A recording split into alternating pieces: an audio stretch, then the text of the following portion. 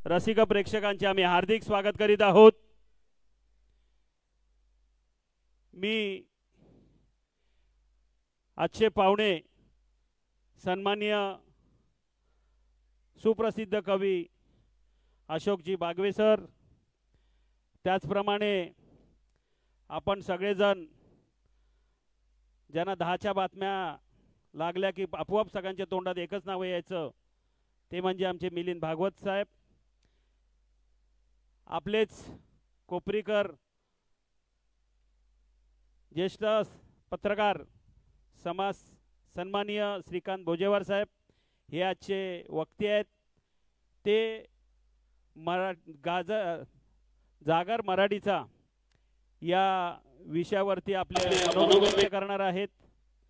सन्माननीय राजसाहेबांनी मराठी भाषेला अभिजात दर्जा मिळाला, परंतु आपल्या इकडेच महाराष्ट्रामध्येच मराठीची गळचेपी होत होती, मध्ये हिंदीची देखील सक्ती करण्यात आली होती। त्यावर सन्माननीय राजसाहेबांनी बोलल्यानंतर तुम्ही महाराष्ट्रात बघितलं असेल की सगळ्यांनी कसा त्याला पाठिंबा दिला। त्यानंतर सरकारला हिंदीची सक्ती करणार नाही असती स्थगिती देतो असं सांगण्यात आलं, पण महाराष्ट्रात जागर मराठीचा व्हावा असं सन्माननीय राजसाहेबांनी सगळ्यांना आदेश दिलेत। त्याचप्रमाणे सर्वप्रथम आपल्या ठाण्यात हा कार्यक्रम होतोय। सन्माननीय अविनाश जाधव साहेब यांच्या नेतृत्वाखाली हा कार्यक्रम होतोय। मी मनसे नेते अभिजित पानसे साहेब, अविनाश जाधव साहेब यांना विनंती करतो की त्यांनी सन्माननीय श्रीकांतजी भोजेवार साहेब, त्याप्रमाणे मिलिंद भागवत साहेब यांना घेऊन व्यासपीठावरती यायचं आहे। त्याचप्रमाणे ज्येष्ठ लेखक सन्माननीय विद्याधरजी ठाणेकर यांनी देखील व्यासपीठावरती यायचं आहे।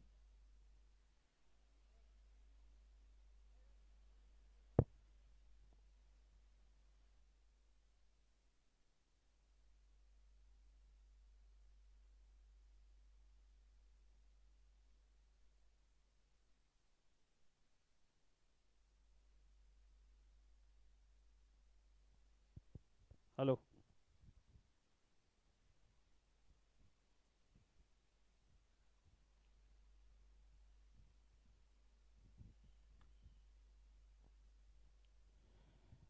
आजचे प्रमुख पाहुणे मिलिंदजी भागवत, त्याचप्रमाणे श्रीकांतजी भोजेवार यांचं स्वागत करताना, औक्षण करताना आमच्या महिला सेनेच्या सर्व सन्माननीय पदाधिकारी, इथे आलेल्या सर्व रसिक प्रेक्षकांचे पुन्हा एकदा आम्ही हार्दिक स्वागत करीतो।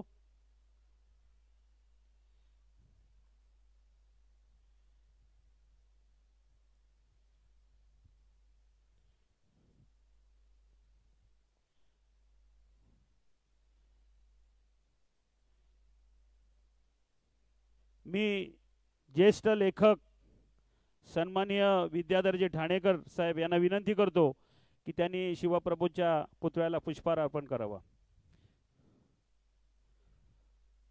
महाराज प्रौढ प्रताप पुरंदर क्षत्रिय कुलवंतस जाणता राजा शिवछत्रपती शिवाजी महाराज, छत्रपती शिवाजी महाराज की जय भवानी। धन्यवाद।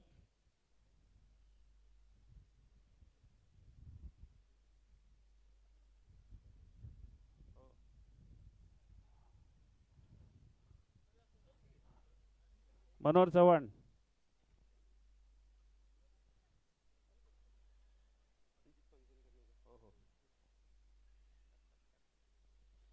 मी मनसे नेते अभिजितजी पानसे साहेब यांना विनंती करतो की त्यांनी मिलिंदजी भागवत यांचा सन्मान करावा। जा ना पुढे जा।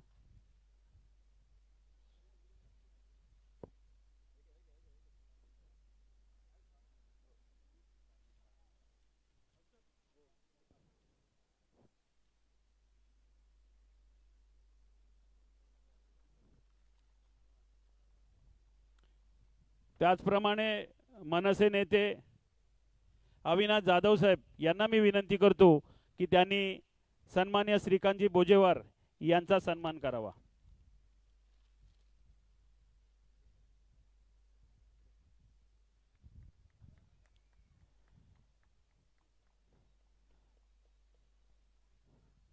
ठाणा कोपरीचे उपशहराध्यक्ष मनोहर चव्हाण यांना मी विनंती करतो की त्यांनी विद्याधर ठाणेकर यांचा सन्मान करावा.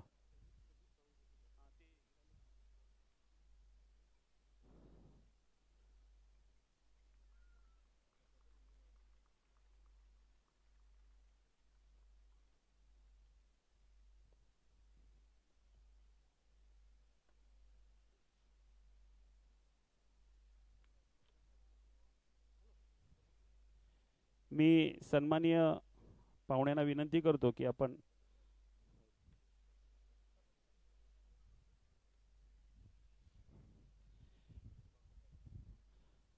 सर बसा.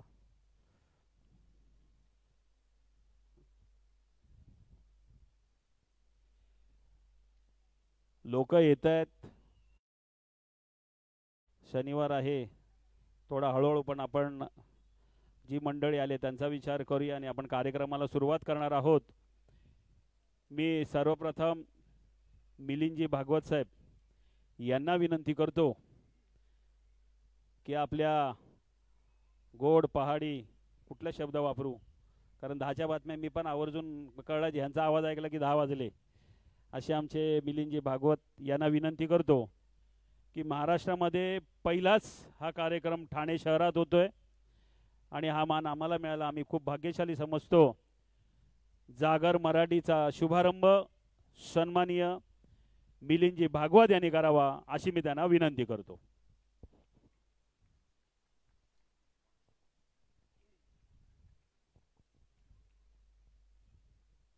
बंद.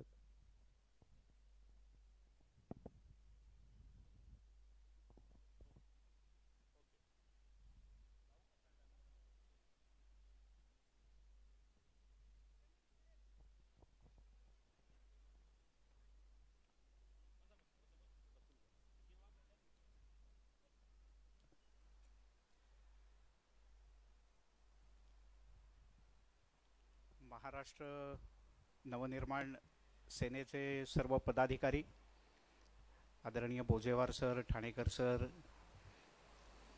आणि उपस्थित सर्व ठाणेकर बंधू भगिनी, मी पत्रकार म्हणून कायम जेव्हा मोठ्या मोठ्या नेत्यांच्या सभा कव्हर करायचो ना, समोर बसल्यानंतर भाषण सुरू झालं मग आम्ही म्हणायचो की हां आता असं होईल.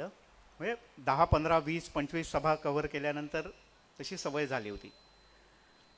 आणि अगदी सुरुवातीला जेव्हा नवीन नवीन होतो त्यावेळेला तर असं वाटायचं की अरे असं का बरं सांगत असतील, अरे जरा लाईट कमी कर. तर ते आता इथे उभं राहिल्यावर जाणवत आहे की असं हे सगळे मोठे नेते का सांगतात. काही वेळेला आपल्याला काय वाटतं, एखाद्या साहेबांची स्टाईल असेल, पद्धत असेल. बागवे सर आले ना, माननीय बागवे सरांचं आगमन झालं आहे. सर स्वागत आहे. सरांना विनंती आहे की कृपया त्यांनी मंचावर यावं. हॅलो, संदीप साळुंके व्यासपीठावरती या. संदीप साळुंके.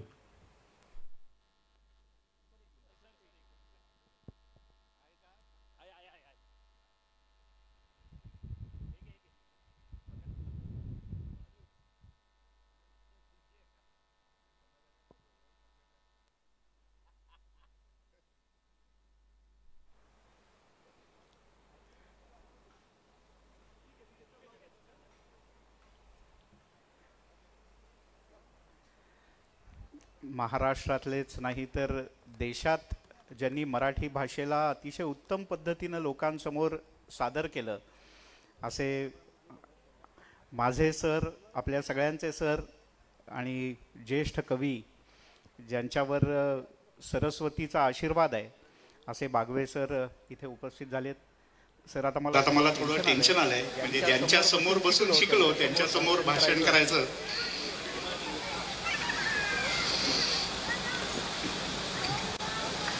खरं तर मला अगदी सगळ्यात आधी जेव्हा अविनाश जाधव यांचा फोन आला तेव्हा मी म्हटलं बाबा मी काय राजकीय पक्षाच्या मंचावर येणार नाही, पण मग आमचं थोडं बोलणं झालं आणि मग मी म्हटलं की नाही मी येईन आणि मी येईन तर माझ्या डोक्यातले काही विचार आहेत ते मांडण्याचा प्रयत्न करेन. काही विचार पत्रकार म्हणून असतील, काही विचार सर्वसामान्य नागरिक म्हणून असतील आणि मराठीचा एक आपल्यासारखा सेवक म्हणून काही विचार असतील. सगळ्यात आधी जरी पत्रकार असलो तरी एका गोष्टीचा उल्लेख आवर्जून सुरुवातीलाच करतो आणि मला असं वाटतं बोजेवार सर सुद्धा त्याच्याशी सहमत होतील. अनेकदा आम्ही असं म्हणायचो की मराठीचं आंदोलन मनसेनं केलं, मराठी पाट्यांचं आंदोलन केलं, मराठी तरुणांच्या करता नोकऱ्या वगैरे अशी आंदोलनं केली आणि मग एक कायम प्रश्न पत्रकारांचा लाडका माननीय राज ठाकरे यांना विचारला जायचा, तुमच्या आंदोलनाचा सक्सेस रेशो काय? आणि मग गेल्या काही काळात राज ठाकरे यांनी आवर्जून सांगायला सुरुवात केली आणि जे खरंही आहे पत्रकार म्हणून ते मान्य केलं पाहिजे की मराठी पाट्यांचा विषय जेवढा मनसेनं लावून धरला आणि त्याचा सक्सेस रेशो हळूहळू दिसायला लागला, न्यायालयाचा आदेश आला, त्यानंतर सुद्धा मनसेनं हा विषय लावून धरला.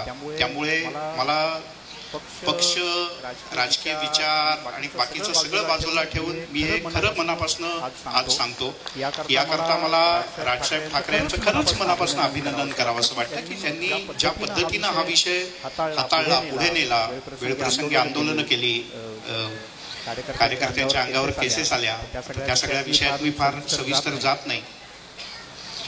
पण दुसरा एक चांगला विषय झाला. मला शिवाजी पार्कची ती सभा आठवते, मी कव्हर करायला गेलो होतो, ज्याला नरेंद्र मोदी उपस्थित होते आणि त्याच्या मागण्या काय आहेत आम्ही विचारलं ना, बंद दाराआड चर्चा झाली, त्याच्यात ठरलं काय? आपल्याला त्या बंद दाराआडच्या चर्चेत जायचं काही कारण नाही, पण आपल्यासारख्या सर्वसामान्य मराठी माणसाकरता त्यांनी सांगितलेली एक महत्वाची गोष्ट होती की अभिजात भाषेचा दर्जा मराठीला लवकरात लवकर मिळावा आणि तो पुढच्या काही काळात मिळाला. त्यासाठी सुद्धा राज ठाकरे, महाराष्ट्रातल्या सर्वच राजकीय पक्षांनी, महाराष्ट्र सरकारने वेळोवेळी खूप आग्रह धरला. जेव्हा या विषयावर बोलायचं असं ठरलं आणि मी थोडासा विचार करायला लागलो, मला असं वाटलं की औपचारिक दर्जा कदाचित आता मिळाला असेल, पण त्या अर्थानं मराठी भाषा ही अभिजातच आहे. मराठी भाषेची सुरुवात, त्याची वाटचाल हे सगळं इतकं अभिजात आहे आणि मराठी भाषेने जसं आपण म्हणतो की संस्कृत मधले अनेक शब्द मराठीत आले आणि मराठी संस्कृतचा भरपूर प्रभाव आहे, परिणाम आहे, तर मराठीचे सुद्धा अनेक शब्द आता इंग्रजीत आवर्जून वापरले जायला लागले. म्हणजे टाइम्स ऑफ इंडिया आणि BBC सारख्यांनी सुद्धा रास्ता रोको हा मराठीतला शब्द स्वीकारला, बंद हा मराठी शब्द स्वीकारला, आंदोलन हा मराठी शब्द स्वीकारला. तर आपण काही वेळेला बोलण्याच्या ओघात असं म्हणतो की या भाषेचा प्रभाव झाला, त्या भाषेचा प्रभाव झाला, आपणही दुसऱ्या भाषेत काहीतरी योगदान दिलंय हे आपण काही वेळेला विसरतो. तर आपण मराठी भाषिक म्हणून, महाराष्ट्रातले नागरिक म्हणून याही गोष्टींचं आपण विसरता नाही कामा. मधून आपण स्वतःला आठवण करून घेतली पाहिजे या गोष्टीची. दुसरं मला असं वाटतं की मराठी भाषेला अभिजात भाषेचा दर्जा मिळत नाही म्हणून आपण सगळ्यांनी आंदोलनं केली, पत्रांचं आंदोलन झालं, सह्या पाठवणं झालं, अन्य काही आंदोलनं झाली. पण खरं तर बागवे सर, दर्जा मिळत नव्हता, त्याच्यापेक्षा दर्जा मिळाल्यानंतर आपली जबाबदारी वाढली आहे असं मला वाटतं. आणि ती वाढली याच्याकरता एखादी गोष्ट जेव्हा मिळत नसते ना तेव्हा त्याच्याकरता आंदोलन करणं सोपं असतं, पण ती गोष्ट मिळाल्यानंतर ती टिकवणं, ती वाढवणं हे जास्त अवघड असतं. म्हणजे अशा प्रकारचा एक कार्यक्रम आयोजित करणं, एखादी व्याख्यानमाला आयोजित करणं सोपं असतं. 25 कार्यकर्ते एकत्र येऊन नेटानं काम करतात, व्याख्यानमाला यशस्वी होते. पण ती जर का दरवर्षी आयोजित करायची असेल तर तुम्हाला खूप मेहनत करायला लागते. मराठी भाषेचा दर्जा आपल्याला मिळाला आहे, पण मग हा मराठी भाषेचा दर्जा मिळाल्यानंतर शासकीय स्तरावर अनुदान मिळेल, काही वेगवेगळ्या प्रकारचं संशोधन होईल, या सगळ्या गोष्टी ठीक आहे. पण आपल्या सोबत असलेली मराठी टिकवणं, रुजवणं, वाढवणं आणि त्याचा प्रचार प्रसार करणं ही आपल्या सगळ्यांची सामूहिक जबाबदारी आहे असं मला मनापासून वाटतं. आणि याबद्दल आपल्या कोणाच्याही मनात शंका असू नये. अनेकदा असं म्हटलं जातं मराठी टिकणार का नाही, मराठी शाळांचं काय होणार. त्याच्यात मी नंतर येतो की आता तर CBSEच्या संदर्भात राज्य सरकारनं काही निर्णय घेतले. मध्ये हिंदी कंपल्सरी करण्याचा विषय झाला. मग त्याच्यात सरकारनं स्पष्टीकरणही दिलं. पण या सगळ्याच्या पलीकडे जाऊन असलेल्या दोन्ही मान्यवरांना पुरेसा वेळ देण्याच्या दृष्टीने मी काही गोष्टी फक्त पटापट सांगतो. महाराष्ट्र नवनिर्माण सेनेनं आणि अन्य राजकीय पक्षांनी जसं मराठी भाषा पाट्यांचं आंदोलन चालवलं ना, तसं पुढच्या काही काळात अशाच मराठी नावांचं आंदोलन चालवावं असं मला वाटतं. आणि ते अशा करता तुम्ही गेल्या काही काळात मला वाटतं अविनाश जाधव यांच्याच नेतृत्वाखाली आंदोलन झालं होतं. अप ठाणे काय म्हणजे घोडबंदर रोडला आता त्यांनी एक वेगळं काहीतरी तर अप्पर ठाणे, अप्पर घोडबंदर. आता या सगळ्या भागात तुम्ही गेलात किंवा गेल्या काही काळात ठाण्यात झालेल्या नवीन सोसायटी पाहिल्यात तर त्याला एकापेक्षा एक अशी जबरदस्त नावं आहेत. अशी नावं आहेत ना की शोधूनही त्याचा अर्थ सापडत नाही. मग कोणीतरी म्हणतं की अरे ना ते इटालियन नाव आहे, कोणीतरी म्हणतं की त्याला जर्मन भाषेत त्याचा असा काहीतरी अर्थ आहे. अरे पण आपल्याकडे मराठी भाषेत जर का इतकी छान छान सुंदर नावं आहेत तर सोसायट्यांचं नाव हे मराठीत का असू नये. सहज सुचला म्हणून विचार मांडला असूच शकतं. म्हणजे आता मी राहतो समतानगर मध्ये, तिथे तारांगण नावाची एक मोठी सोसायटी आहे. सगळी नक्षत्रांची नावं आहेत. वसंत विहार हा एक मोठं गृहसंकुल आहे घोडबंदर रोडला. तिथे अशी छान मराठी नावं आहेत. असं नाही आपल्याकडे मराठी नावांची आणि अशांची कमतरता आहे. आपणच सगळेजण वेगवेगळ्या सोसायट्यांमध्ये राहतो. आपणच ठरवलं तर हे सहजपणे करू शकतो. आणि असं काहीतरी एकदम खतरनाक वाटावं असं इंग्रजी आणि अर्थ नसलेलं जर्मन, फ्रेंच किंवा रशियन नाव शोधून काढण्यापेक्षा सहज सोपं असलेलं मराठी नाव आपण देऊच शकतो. पुढच्या काही काळात आपण मराठीवर प्रेम करणाऱ्या सगळ्यांनी आणि मराठीकरता कायमच पुढाकार घेणाऱ्या मनसेनं याचाही विचार करावा असं मला वाटतं. सर, एक वाद गेल्या अनेक वर्षांपासून थोडा वाढत गेला. तो म्हणजे बोली मराठी किंवा जी सहज बोलली जाते माध्यमांमध्ये किंवा आपल्या सगळ्यांमध्ये, आणि प्रमाण मराठी. पण मराठीचा एक अभ्यासक म्हणून, म्हणजे सर मलाही कॉलेजला शिकवायला होते, त्याच्यामुळे त्यांच्या समोर मी बोलणं जरासं धाडसाचं ठरेल. ते जेवढे सरस्वतीचे उपासक आहेत तेवढा मी निश्चित नाही. माझी भूमिका आपली कॅमेऱ्याच्या मागे किंवा कॅमेऱ्याच्या समोर उभं राहून प्रश्न विचारण्याची जास्त राहिली आहे. पण तरी मराठी भाषेतलं बोली भाषांचं स्थान आणि त्याच्याही पेक्षा योगदान हे कोणीच नाकारू शकत नाही. किंबहुना कुठलीही भाषा ही त्या भाषेशी जोडल्या गेलेल्या बोली भाषांमुळे अधिकाधिक समृद्ध होत असते. मग मी थोडासा विचार करत होतो आणि असं लक्षात आलं की एक 2-3 बोलीभाषा मला साधारण माहीत होत्या. आणि मग वाचता असं लक्षात आलं की अरे आपल्याला वऱ्हाडी, खानदेशी, पुणेरी, मराठवाडी, कोकणी, मालवणी या साधारण माहिती आहेत. पण आपल्यापैकी फार कमी लोकांना झाडी बोली माहिती असेल. झाडी बोली विदर्भातल्या गडचिरोली, गोंदिया, चंद्रपूर अशा एक 2-3 जिल्ह्यांमध्ये, कदाचित एक 4-5 जिल्ह्यांमध्ये बोलली जाणारी भाषा आहे. आता काही वर्षांपूर्वी मी BBC इंटरनॅशनलला एक स्टोरी वाचली होती सर. आफ्रिका खंडामध्ये अशाच काहीशे बोलीभाषा वेगवेगळ्या भागानुसार बोलल्या जातात. आणि मी ही गोष्ट सांगतोय ती साधारण एक 12-14 वर्षांपूर्वीची आहे. ती स्टोरी BBC इंटरनॅशनलची अशी होती की ती विशिष्ट एक आफ्रिकन खंडातली भाषा बोलणारे 2 जण राहिले होते. ते दोन्ही 80च्या वयोगटातले होते. आणि BBCनं त्या स्टोरीत असं लिहिलं होतं की त्याच्यातला एक आता पूर्ण झोपून आहे, आजारी असतात. आणि दुसऱ्या ज्या आजीबाई होत्या त्या अशा एक 85 वर्षांच्या, त्यांनाही आता फारसं काही चालता फिरता येत नाही. तर ती त्या दोघांनाच माहिती असलेली बोलीभाषा होती. त्यांच्यानंतर ती बोलीभाषा गेली एका अर्थाने. तर मंडळी, एखाद्या बोलीभाषेचा मृत्यू किंवा ती संपणं हे एखाद्या मूळ प्रमाण भाषेला कमकुवत करणार आहे असं मला वाटतं. त्यामुळे आपल्या बोलीभाषा या सगळ्या टिकल्या पाहिजेत. आपण जर का एखाद्या विशिष्ट भागात नसू, कोल्हापुरात नसू, तर खरं तर कोल्हापूरची अशी एक वेगळी खास भाषा आहे, त्याचा एक वेगळा लहेजा आहे, त्याचा एक वेगळा टोन आहे. म्हणजे उदाहरण जरा थोडं ऑड आहे, पण एखादी शिवी कोल्हापुरात अशी अरे मित्रा लय दिवसांना भेटलास आणि मग एक अशी शिवी घातली जाते. पण ती शिवी ही अन्य महाराष्ट्रातल्या भागात शिवी म्हणून असते, पण तिथे तो शब्द हा फार वेगळ्या अर्थाने घेतला जातो. असं बोलीभाषेत अनेक शब्दांचं आहे. तर या बोलीभाषा आणि प्रमाण भाषा याच्यातल्या या सगळ्या वादामध्ये मला असं वाटतं की सगळ्या महाराष्ट्रात सर्वदूर समजावी अशा करता आपण प्रमाण भाषा काही प्रमाणात मान्य करायला हरकत नाही. हां, मग त्याच्यावर मग वाद होतो की मग ही कुठून आली, याचा जन्म कुठला. आता त्या वेळेला त्या भागात जी भाषा प्रभावी होती किंवा जी शिक्षणाची केंद्र होती त्यातून ठरलं की कोण प्रमाण भाषा त्यावेळेला तयार करतं. त्यावेळेला जर का कोणी एकेकाळी म्हणजे 150 वर्षांपूर्वी पुण्याच्या ऐवजी जर का रत्नागिरी शिक्षणाचं केंद्र असतं तर एक कोकणी टच असलेली भाषा ही प्रमाण भाषा झाली असती.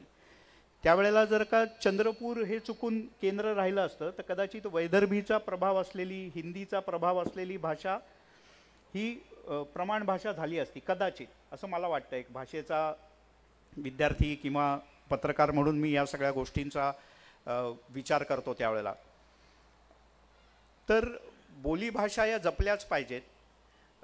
गेल्या काही काळात महाराष्ट्रात काही प्राध्यापकांनी आणि भाषेवर प्रेम करणाऱ्यांनी आवर्जून असा प्रयत्न केला की या बोलीभाषांमध्ये वेगवेगळ्या शब्दांचं संकलन करायला सुरुवात केली. आपल्याकडे काय आहे, मराठी माणूस हा रस्त्यावर उतरून आंदोलन करू शकतो, मराठी माणूस हा सैन्यात जाऊन शत्रूला तोंड देऊ शकतो, पण मराठी माणूस हा काही वेळेला व्यवसाय करण्यात आणि डॉक्युमेंटेशन करण्यात कमी असतो असं म्हटलं जातं.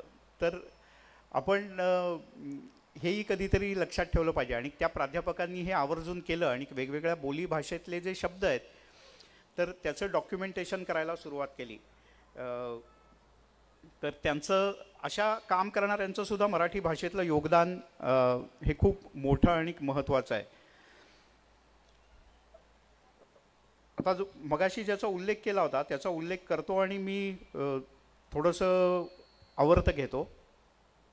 गेल्या काही काळात शासनानं निर्णय घेतला की आता सरसकट CBSEच्या शाळा शासकीय माध्यमातून सुद्धा केल्या जातील. मग अगदी जिल्हा परिषदेच्या आणि अन्यही शाळांमधनं CBSEचा अभ्यासक्रम असेल.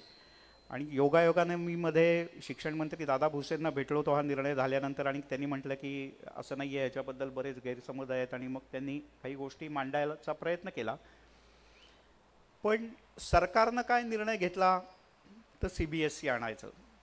CBSE आणायचा सरकारने का निर्णय घेतला तर त्यावेळेला दादा भुसेंनी सांगितलेली गोष्ट, आणि मी गेल्या काही काळात जी पाहतोय, ज्या ठाण्यातल्या नौपाड्यातल्या सरस्वती सेकंडरी स्कूलमध्ये मी शिकलो सर, त्या शाळेनं सुद्धा आता पारंपरिक मराठी आणि SSCचा अभ्यासक्रम थोडासा सायडिंगला टाकल्याचं दिसतं. त्यांनी CBSE सुरू केलं.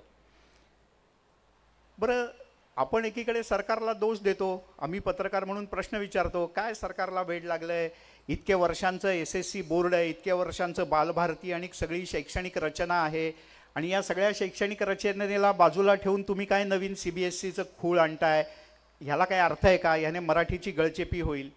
पण मंडळी, ज्या वेळेला आपण या सरकारच्या निर्णयाकरता सरकारकडे 1 किंवा 2 बोटं करतो ना, तेव्हा त्याच्यातली 2 बोटं आपल्याकडे आहेत हे आपण सगळ्यांनी लक्षात ठेवावं.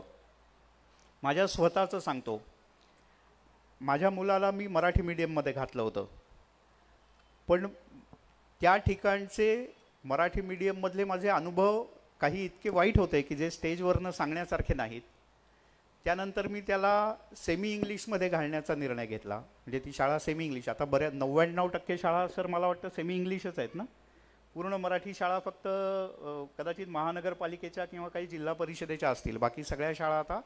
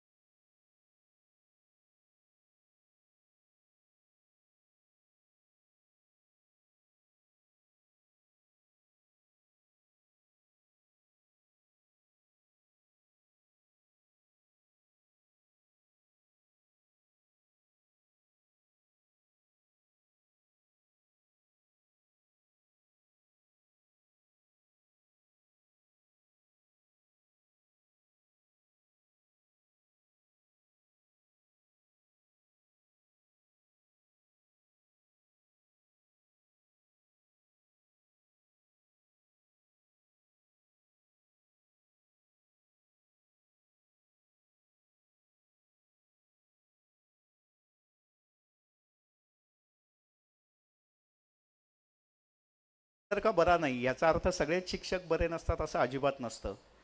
त्यामुळे केवळ एका शिक्षकाने एका वेळेला वर्गात विद्यार्थ्याला योग्य शिकवलं नाही आपल्या मनासारखं, आपल्याला वाटतं ना की त्याने योग्य शिकवलं नाही, तो शिकवतो का नाही हा वेगळा भाग आहे, तो शिकवतही असेल चांगलं, तर हे दोन्ही बाजूनी असतं. CBSE शाळांची मागणी होणं, मराठी शाळांकडे आपण पाठ फिरवणं आणि मग सरकारने म्हणणं की आपण सरसकट CBSE सुरू करावं. त्यामुळे हे दोघांनाही प्रयत्न करावे लागतील, सरकारलाही प्रयत्न करावे लागतील आणि पालकांनाही आग्रह धरायला लागेल की आपण सरसकट CBSEत घालणार नाही, जे शाळा आहेत त्या अधिक चांगल्या करण्याचा सरकारने प्रयत्न केला पाहिजे. मग त्यात पालकांचा, शिक्षकांचा सहभाग, संस्थाचालकांचा सहभाग हा सगळा विषय आला.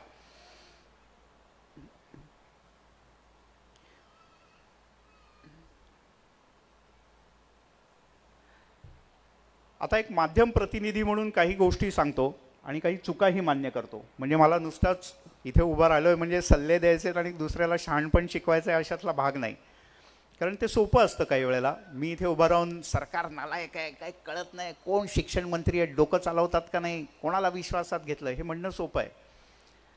पण तिथे जर का मी बसलो तर मी काय करेन आणि मी त्याच्यावर सोल्युशन शोधेन का, हाही प्रश्न आहे. तर त्या बाबतीत मला असं वाटतं की काय काय होऊ शकतं किंवा काय काय केलं पाहिजे. तर मध्ये मी एका ठिकाणी एक बातमी वाचली होती, घटना डोंबिवलीतली आहे. आता ती कुठल्या राजकीय पक्षाशी संबंधित आहे याच्यात आपल्याला जाण्याचं काही कारण नाही, पण एका सोसायटीमध्ये कोणीतरी तिथे मध्ये जिन्यात उभे होते गप्पा मारत आणि जाताना कोणीतरी असं म्हटलं एक्सक्यूज मी, साईड प्लीज, आणि त्याच्यावरनं ते मराठीत नाही बोलले म्हणून मारामारी सुरू झाली. ठीक आहे, ती तात्कालिक घटना होती, पण मला एक सांगा, असेल इच्छा तर हात वर करून सांगा, नाहीतर मनातल्या मनात आपलं उत्तर द्या. एक्सक्यूज मी आणि सॉरी, सर हे आता मराठी शब्द झालेत, हे आता बऱ्यापैकी मराठी शब्द झालेत. तर आपण ते मला म्हणजे मी याचा उल्लेख अशा करता केला की काही वेळेला जसे आपण काही शब्द स्वीकारले तर उगाचच अशा छोट्या छोट्या शब्दांनी आपण अपमानित होण्यापेक्षा आपण चांगले चांगले मराठी शब्द वापरू शकतो का, तर आपण सगळ्यांनी त्याचा प्रयत्न केला पाहिजे. मध्ये कोरोनाच्या काळात आणि नंतरच्या काळात आम्ही घरातल्या घरात काही खेळ खेळण्याचा प्रयत्न केला आणि सर पत्त्याचा जो कॅट असतो ना, तर त्याच्यात आम्ही काही लेखकांची नावं त्याच्यावर लिहिली, काही मराठी शब्द लिहिले आणि मग ते पत्ते काढायचे. एक पत्ता काढला, त्याच्यावर असेल लिहिलेलं असेल समजा कान, तर कान या शब्दाचा वापर आपण कुठे कुठे कसा कसा करतो, तो वाक्प्रचारात, म्हणीत किंवा अन्य गोष्टीत कसा करतो, हे प्रत्येकाने दोन दोन त्याची उदाहरणं द्यायची. मग कानामागून आली आणि तिखट झाली, कानकोंडा, हलक्या कानाचा, लांब कानाचा, किंवा असे आणखीन शब्द आपल्याला थोडासा विचार केला तर सुचू शकतात. तर असे छोटेसे खेळ खेळलो आपण घरातल्या घरात, तर तुमच्या असं लक्षात येईल की अरे हा शब्द आपण लहान असताना नेहमी वापरत होतो, हे शब्द आपल्या कानावर 10 वेळेला पडलेत, पण आता मुलांच्या कानावर हे शब्द पडतच नाहीत, कारण आई वडीलही वापरत नाहीत. शाळेतही त्या वर्गात त्या विषयाचा शिक्षक आला की त्याचबद्दल बोलतो आणि तोही वापरत नाही, आणि त्याच्यामुळे मुलांच्या कानावर हे शब्द पडतच नाहीत. तर अशा काही शब्दांना मी जेव्हा आठवण्याचा प्रयत्न केला आणि मला वाचता वाचता किंवा विचार करताना असं लक्षात आलं ना सर, की समानार्थी शब्द हे मराठीमध्ये जितके विपुल प्रमाणात आहेत ना, तेवढे फारच कमी भाषांमध्ये आहेत. म्हणजे याच्याकरता पाणी या शब्दाचं कायमच उदाहरण दिलं जातं, पण मी त्या फार उदाहरणांमध्ये आत्ता जात नाही. मी जे आत्ता थोडासा विचार केला होता त्याबद्दल तुम्हाला सांगतो. तर असे तुम्ही छोटेसे खेळ खेळून ही जी आता सरकारनं औपचारिकपणे अभिजात केलेली मराठी भाषा आहे ना, ती टिकवण्याची आपली जी जबाबदारी आहे, त्याच्यात असे छोटे छोटे खेळ तुम्ही करू शकता. मग त्यात समानार्थी शब्द, विरुद्धार्थी शब्द हे करून तुम्हाला वापर करता येईल. आणि मी म्हटलं तसं त्याच्यात असं लक्षात आलं, हां, मगाशी मी कान म्हटलं, तर कानामागून आली तिखट झाली, कान कोंडा, हलक्या कानाचा, लांब कानाचा, कानात न शिरणं, कानोसा घेणं, कानावर हात ठेवणं. आपण तोंड हा शब्द घेतला तर तोंडाला लगाम घालणं, तोंड सुटणं, तोंडाला कुलूप घालणं, तोंडाळ, तोंड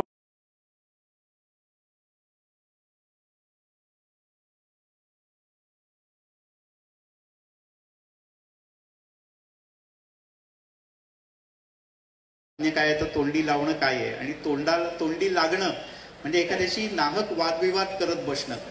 तर या अशा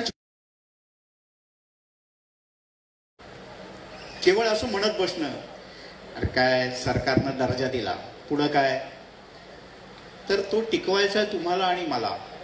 केंद्र सरकार येणार नाही आणि राज्य सरकार आणि प्रशासन त्यांच्या पद्धतीनं कामं करत राहील. त्यांच्याकडे एक प्रस्ताव आला की ते प्रस्तावावर विचार करतील आणि निर्णय करून सही करून पुढे पाठवतील. प्रशासनाचं काम तेवढंच आहे. मराठी टिकवायचे, रुजवायचे आणि वाढवायचे की तुम्हाला आणि मला. अन्य राज्यात साहित्य, त्याच्यातला विनोद, या गोष्टी टिकवण्याकरताही धडपडणार नाही आणि वाढवण्याकरता तर त्याहून धडपडणार नाही.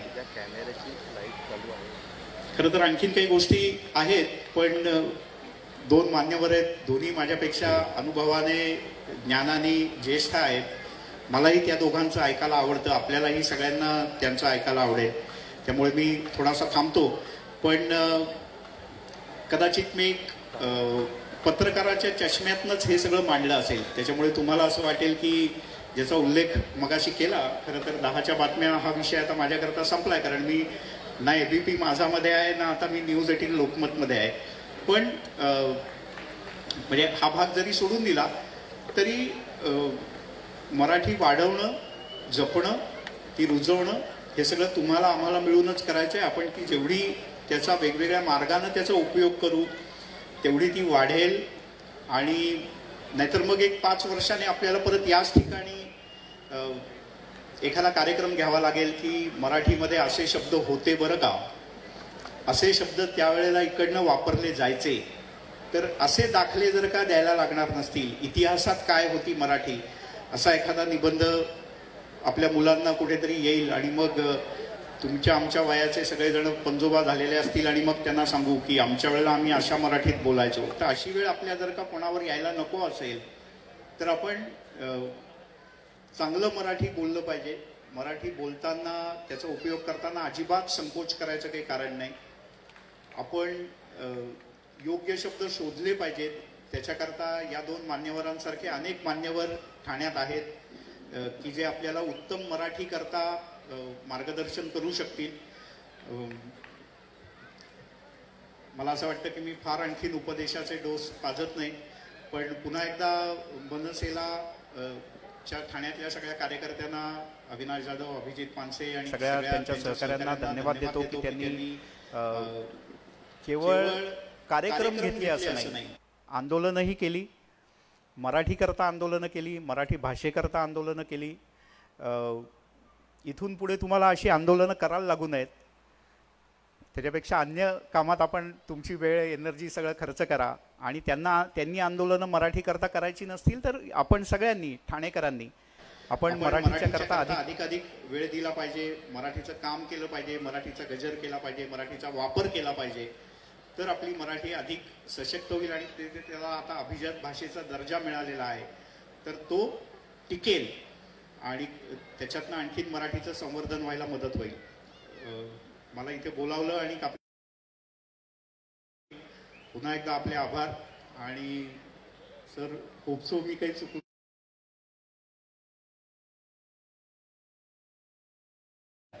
आपल्या सगळ्यांचे धन्यवाद.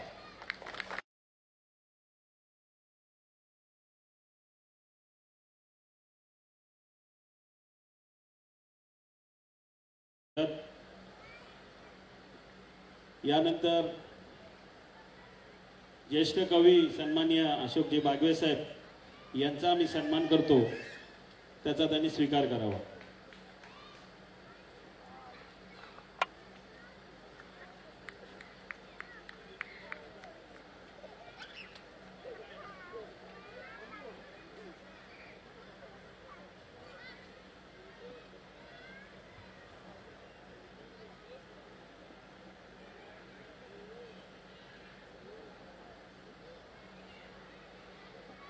मी स्थानिक विभाग अध्यक्ष संदीप साळुंके यांना विनंती करतो की त्यांनी सन्माननीय बागवे साहेबांचा सन्मान करायचा आहे.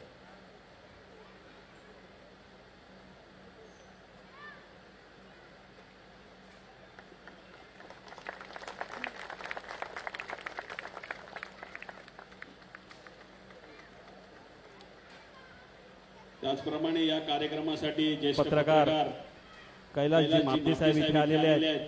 ठाणे शहराच्या वतीने आम्ही सन्माननीय मापदी साहेबांचे मनपूर्वक स्वागत करतो.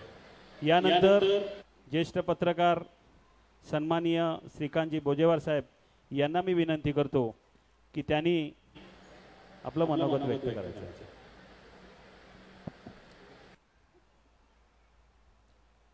नमस्कार. महाराष्ट्र नवनिर्माण सेनेचे ठाणे शहराध्यक्ष आमचे मित्र अविनाश, कला रसिक दिग्दर्शक आमचे मित्र अभिजित पानसे, मी 2 गोष्टींसाठी आधी अभिनंदन करतो. फार छान कार्यक्रम इथे आयोजित केला आणि त्याची सुरुवात इथेही झाली असं म्हणतात. त्यामुळे हा मान सन्मान तुम्ही आमच्या ठाण्याला दिला, उपरीला दिला, त्याबद्दल तुमचं अभिनंदन. त्याचबरोबर दुसरी गोष्ट अशी की आमच्या कोपरीमध्ये एक अशी सुंदर जागा आहे इतकी, हे तुम्ही पश्चिमेच्या लोकांना त्या निमित्ताने दाखवून दिलं. अनेकांनी जागा बघितली नव्हती, त्यामुळे इथे तुम्ही वारंवार कार्यक्रम करावे अशी आमची इच्छा आहे. आपल्याकडे एक अशी पद्धत असते की कुठे राहतो की तो वेस्टर्नला फार धोका सांगत असतो. म्हणजे सेंट्रलची माणसं कुठे अंदमानवर राहतात असं काहीतरी वाटत असताना बहुतेक. जसं ठाण्याच्या बाबतीला कुठे राहतोस तर तो वेस्टचं काहीतरी सांगतो. मी काय विष्णुनगरला राहतो, मी घोडबंदरला राहतो, म्हणजे आम्ही पूर्वेत राहतो म्हणजे काय फार हालकीत जीवन जगत असतो असं वाटत असतं लोकांना. असं नाही आहे. आमचं ठाणे पूर्व खूप सुंदर आहे आणि या निमित्तानं तुम्ही दाखवून दिलं लोकांना, याबद्दल तुमचे आभार.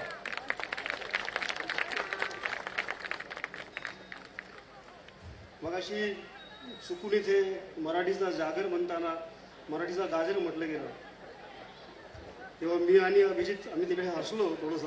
खरं ते बरोबर होतं.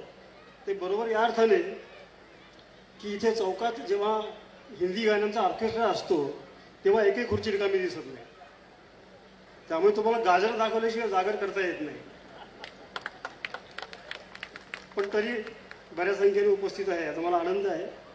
आपण जेव्हा आणि दुसरी आणखी महत्त्वाची गोष्ट अशी की आपण क्रिकेट मॅचमध्ये बघतो की जो खरा फलंदाज असतो त्याच्यावर आपला भरोसा असतो, त्याला नेहमी 2 डाऊनमध्ये तिसरा ठेवलेला असतो. त्यामुळे आमच्या 2 नंतर तिसरा फलंदाज येणार तो खरा फलंदाजी करणार आहे आणि तो IPLची फलंदाजी असणार आहे. ती वन डेची नसणार किंवा टेस्ट मॅचची पण नसणार. मिलीने बरेच मुद्दे कव्हर केले. मला असं वाटतं की आपण जागर मराठीचा असं करण्याची आपल्यावर वेळ काय येते, म्हणजे एखाद्या भाषेचा जागर करावा असं आपल्याला का वाटतं. तर आपल्याला अशी भीती वाटत असते की भाषा हळूहळू नष्ट होत आहे, भाषा हळूहळू मराठी संख्या कमी होत आहे आणि आपण ती जगवली पाहिजे भाषा. म्हणजे आपल्याला असं वाटतं हे अभिमानास्पद आहे, कौतुकास्पद आहे. कारण प्रत्यक्षात तशी वेळ आलेली आहे का? आज मला असं वाटतं की आज तशी ती वेळ आलेली नाही आहे प्रत्यक्षात. मात्र आपल्याला भीती वाटते की भविष्यात हे टिकेल की नाही. कारण आज आपल्या आजूबाजूला जे आपण मराठीविषयी बघतो तर खरंच भीती वाटण्याजोगी परिस्थिती आहे. आज 12-13 कोटी मराठी भाषक आहे असं आपण म्हणतो, परंतु आपण मराठी पुस्तकांची विक्री जर बघितली तर एका पुस्तकाची 1000ची आवृत्ती अजूनही खपत नाही. अभिजितने आत्ताच एक नवीन प्रकाशन सुरू केलं, त्यामुळे त्याला याची परिस्थिती काय ते माहीत आहे प्रत्यक्ष. म्हणजे आता अभिजित पानसे नवनिर्माण सेनेचे पदाधिकारी आहेत, तरी मनसेच्या किती कार्यकर्ते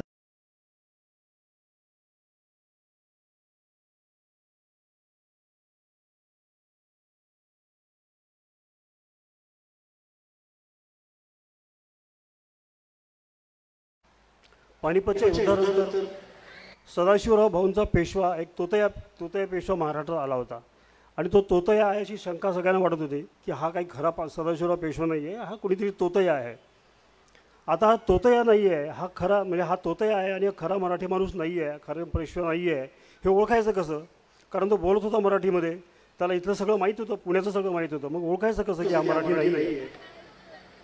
तर तेव्हा नाना फडणवीसांनी अशी आयडिया काढली होती की हा जेव्हा झोपलेला असेल तेव्हा याच्या अंगावर पाणी घाला मग तो ज्या भाषेत ओरडेल त्या भाषेतला तो माणूस आहे. तो झोपलेला असताना त्याच्या अंगावर पाणी घातलं तेव्हा तो जोराने काहीतरी ओरडला, तेव्हा कळलं की हा आई म्हणत नाही आहे, म्हणजे हा मराठी माणूस नाही आहे. पण आज परिस्थिती काय आहे, आज आपण एखादा मराठी माणूस झोपला असेल त्याच्या अंगावर असं पाणी घातलं तर तो पण असा उठून मम्मी म्हणतो आणि भैयाचा मुलगा पण मम्मी म्हणतो. मग मराठी पण राहायला कुठे आपलं. संकटाच्या वेळेस अशा वेळेस आपल्या तोंडाचा आई हा शब्द येत नसेल, बाबा हा शब्द येत नसेल, मम्मी येत असेल, पप्पा येत असेल, तर आपण कसले मराठी आहोत. त्यामुळे आपण आपलं मराठी पण स्वतः घालवतात. मला आठवतं की तुम्ही सगळ्यांनी शोले सिनेमा सगळ्यांनी बघितलेला आहे. त्याच्यामध्ये गब्बर सिंगचा एक खूप प्रसिद्ध एक संवाद आहे. तो म्हणतो, गब्बर की ताप से आपको बचा सकेगा कौन, सिर्फ गब्बर. तसं झालेलं आहे मराठी माणसाला. आज मराठी भाषा जर वाचवायची असेल तर कोणी प्रयत्न करायला पाहिजे, मराठी माणसाने करायला पाहिजे. दुसरा माणूस येऊन तुमची भाषा वाचवणार नाही आहे प्रयत्न करायला. परंतु आपण त्या बाबतीत कमी पडतो आणि आपण त्या तसे प्रयत्न करत नाही. आपल्या मुलाला आपण लहानपणापासून काय शिकवतो, हे फार ॲपल शिकवतो. त्याला सफरचंद हा शब्द कधी कळणार नाही. तो कायम काय म्हणतो, अननस हा शब्द त्यांनी शिकायलाच होतो, कारण तुझ्या शब्दच त्याला माहिती नाही आहे. आपण अशा एक एक शब्द आपल्या भाषेतले हळूहळू लोप पावत चालले आहे. म्हणून आपल्याला भीती वाटते की आपली भाषा मरेल का, आपली भाषा टिकेल की नाही, आणि म्हणून आपल्याला मराठीचं तागर करावं लागतं. गोडसे भटजींचं एक पुस्तक आहे माझा प्रवास नावाचं. त्या पुस्तकामध्ये झाशीच्या राणीच्या किल्ल्यावर जेव्हा हल्ला झाला ब्रिटिशांचा, तेव्हा ब्रिटिशांनी माणसाला तर मारलंच किल्ल्यावर ताबा घेताना, मात्र त्यांनी फार आणखी काय केलं तिथे, तर सगळा किल्ला ताब्यात घेतल्यानंतर झाशीच्या राणीच्या किल्ल्यामध्ये जवळपास 1000 ग्रंथ ठेवलेले होते. आणि त्या काळात छपाईचं नव्हतं तंत्र आलेलं, त्यामुळे हस्तलिखित ग्रंथ होते. झाशीच्या राणीनं वेगवेगळ्या लोकांकडून ज्यांना वेगवेगळ्या विषयाचं ज्ञान आहे अशा लोकांकडून हस्तलिखित ग्रंथ 1000 ग्रंथ तयार करून ठेवले होते. ब्रिटिशांनी आल्याबरोबर काय केलं तर सगळे ग्रंथ फाडून टाकले आणि सगळी पानं त्याची भिरकावून टाकली. एखाद्या समाजाला मारायचं असेल, एखाद्या समाजाला नावमेद करायचं असेल तर काय करायला पाहिजे, त्याचं साहित्य मारलं पाहिजे, त्याची भाषा मारली पाहिजे, त्याची संस्कृती मारली पाहिजे, हे ब्रिटिशांना कळत होतं आणि आपण त्याच वेळा याला बळी पडलो. आणि आज आपल्याकडे परिस्थिती अशी आली की आपल्याला भीती वाटते आपली भाषा जगेल की नाही. आपल्यावर मोगलांनी राज्य केलं, परंतु मोगल आपली भाषा संपवू शकले नाही. आपल्यावर ब्रिटिशांनी राज्य केलं, ब्रिटिश आपली भाषा संपवू शकले नाही. आपल्यावर पोर्तुगीजांनी राज्य केलं, पोर्तुगीज आपली भाषा संपवू शकले नाही. म्हटलं आपणच आपली भाषा संपवण्याच्या निघालो. इतरांना जे जमलं नाही ते आपण करून दाखवतोय, आपण आपली भाषा संपवतोय. आता मराठीचा जागर करायचा असं जेव्हा आपण म्हणतो तेव्हा आपल्याला काय करायचं असतं. मुख्य म्हणजे आपल्या घरात आई वडील जर मराठी पुस्तक वाचत नसतील तर मुलं ते पुस्तकं वाचणार नाही. आपल्याला काय मोठे कष्ट पडतात. तुम्ही समजा तुमच्या घरात जर मराठी वृत्तपत्र येत असेल तर किती तुमचा वर्षाचा खर्च आहे. कुठले मराठी वृत्तपत्र तुमच्या घरात येतात, वर्षभराचा खर्च किती 2000 रुपये असणार आहे. तुम्ही जर ठरवलं की मी वर्षभरात किमान 5 मराठी पुस्तकं घेईल तर त्याचा खर्च फार 2000 असणार आहे. आणि 2-4 हजार फक्त तुम्ही जर खर्च केले तर तुमच्या घरामध्ये मराठी वावरेल, मराठी वागडेल, तुमच्या मुलापर्यंत मराठी पोहोचेल. पण ते जर घरात दिसलंच नाही, तुम्ही बोललो कोविड नंतर असं म्हणलं की आमच्या घरात मला आता काही पेपरची गरज नाही असं आम्हाला वाटतं, वृत्तपत्राची, असं खूप लोकांनी ठरवलं. पण असं जर झालं तर मराठी टिकणार कशी. बरं, हे 4000 रुपये आपण विवियाना मॉलला गेलो की तिथं सहज खर्च करतो. विवियाना मॉलच्या बाजूला उत्सव हॉटेल आहे, तिकडे जर आपण फॅमिलीला घेऊन जेवायला गेलो तर 3000 रुपये 4000 रुपये सहज होतो. आपण त्या एका जेवणाचे 4000 रुपये खर्च करतो, मात्र आपल्याला वर्षभरात 5 मराठी पुस्तकं आपल्या घरी यावी असं वाटत नाही. आपण जेव्हा नवीन घर बांधतो, आता एक नवीन पद्धत झाली, तुमचा जेव्हा फ्लॅट होतो त्या नवीन फ्लॅटचं जेव्हा इंटिरियर करायचं ठरतं तेव्हा त्याच्यामध्ये एक मिनी बार असतो. 4 बाटल्या दिसल्या पाहिजे, 4 ब्रँड दिसले पाहिजे त्याच्यामध्ये. आणि आल्या गेल्याला कौतुकाला म्हणतो आमच्याकडे मिनी बार आहे, त्यात एक छान लाईट लावला जातो, कुठले ब्रँड आहेत दिसले पाहिजे. कौतुकाला सांगतो आमचे हे आणि आमचा मुलगा दोघं एकत्र बसतात प्यायला. ठीक आहे, मोकळेपण आलेलं आहे. एकीकडे बापासमोर मुलगा पीत नव्हता, आता प्यायला लागला आहे. अरे पण एक कपाट छोटंसं पुस्तकाचं पण करणार, 5 पुस्तकं दिसत होतं तुमच्याकडे, काय फार खर्च होत नाही. पण हे सगळं असं आहे, हे सगळं होत नाही म्हणून आपल्याला मराठीचा जागर करावा लागतो. बरं, मराठीचा जागर करायचा म्हणजे आपण काय करायचं नेमकं. मी सांगितलं तुम्हाला मराठी बोला, मराठी पुस्तकं वाचा, हे आहे. पण काय आहे, 5 गोष्टी आहेत, त्या जर आपण केल्या तर मराठीचा जागर वेगळ्या करायची आपल्याला गरज भासणार नाही. त्यातलं एक आहे, पण मराठी बोललं पाहिजे, आपण आवर्जून मराठी बोललं पाहिजे. आता महाराष्ट्र नवनिर्माण सेनेने मोठं आंदोलन केलं बँकांमध्ये, तिथं मराठी भाषा बोलली गेली पाहिजे, तुम्ही ग्राहकांशी मराठीत बोललं पाहिजे. अगदी खरं आहे, आपल्याकडे बँकांमध्ये, सगळ्या सरकारी कचेऱ्यांमध्ये सगळ्या ठिकाणी मराठी बोललं गेलं पाहिजे. परंतु बँकांच्या बाबतीत आपण एक विसरतो गोष्ट. मूळ प्रश्न तिथे मराठी बोलावं, तिथे त्याचा दुखण्याचा मूळ नाही आहे. मूळ दुखणं कुठे आहे की बँकेमध्ये मराठी अधिकारीच नाही आहेत. बँकेत मराठी अधिकारी यावे म्हणून तुम्ही मराठी मुलांना जर बँकांच्या परीक्षा द्यायला लावल्या. एकेकाळी शिवसेनेने हे काम केलं होतं खूप मोठ्या प्रमाणामध्ये, पण त्याच्यानंतर हे काम संपलं. लोकाधिकार समिती स्थापन केली त्या काळामध्ये आणि त्यांनी खूप चांगलं काम केलं. मराठी मुलांना त्यांच्या LICच्या परीक्षा द्यायच्या, बँकांच्या परीक्षा द्यायच्या, यासाठी मदत केली, वर्ग उघडले होते. त्यातून वेगवेगळ्या बँकांमध्ये मराठी अधिकारी आले, मराठी कर्मचारी आले आणि मग तिथे जाऊन मराठी बोलायचं आंदोलन करायची गरज नव्हती. मधल्या काळामध्ये आपण हे सगळं विसरलो करायला आणि आपण मुळावर भाव घालत नाही आणि नुसतं मराठी बोला असं म्हणत राहतो. मूळ प्रश्न तिथे मराठी अधिकारी आले पाहिजे.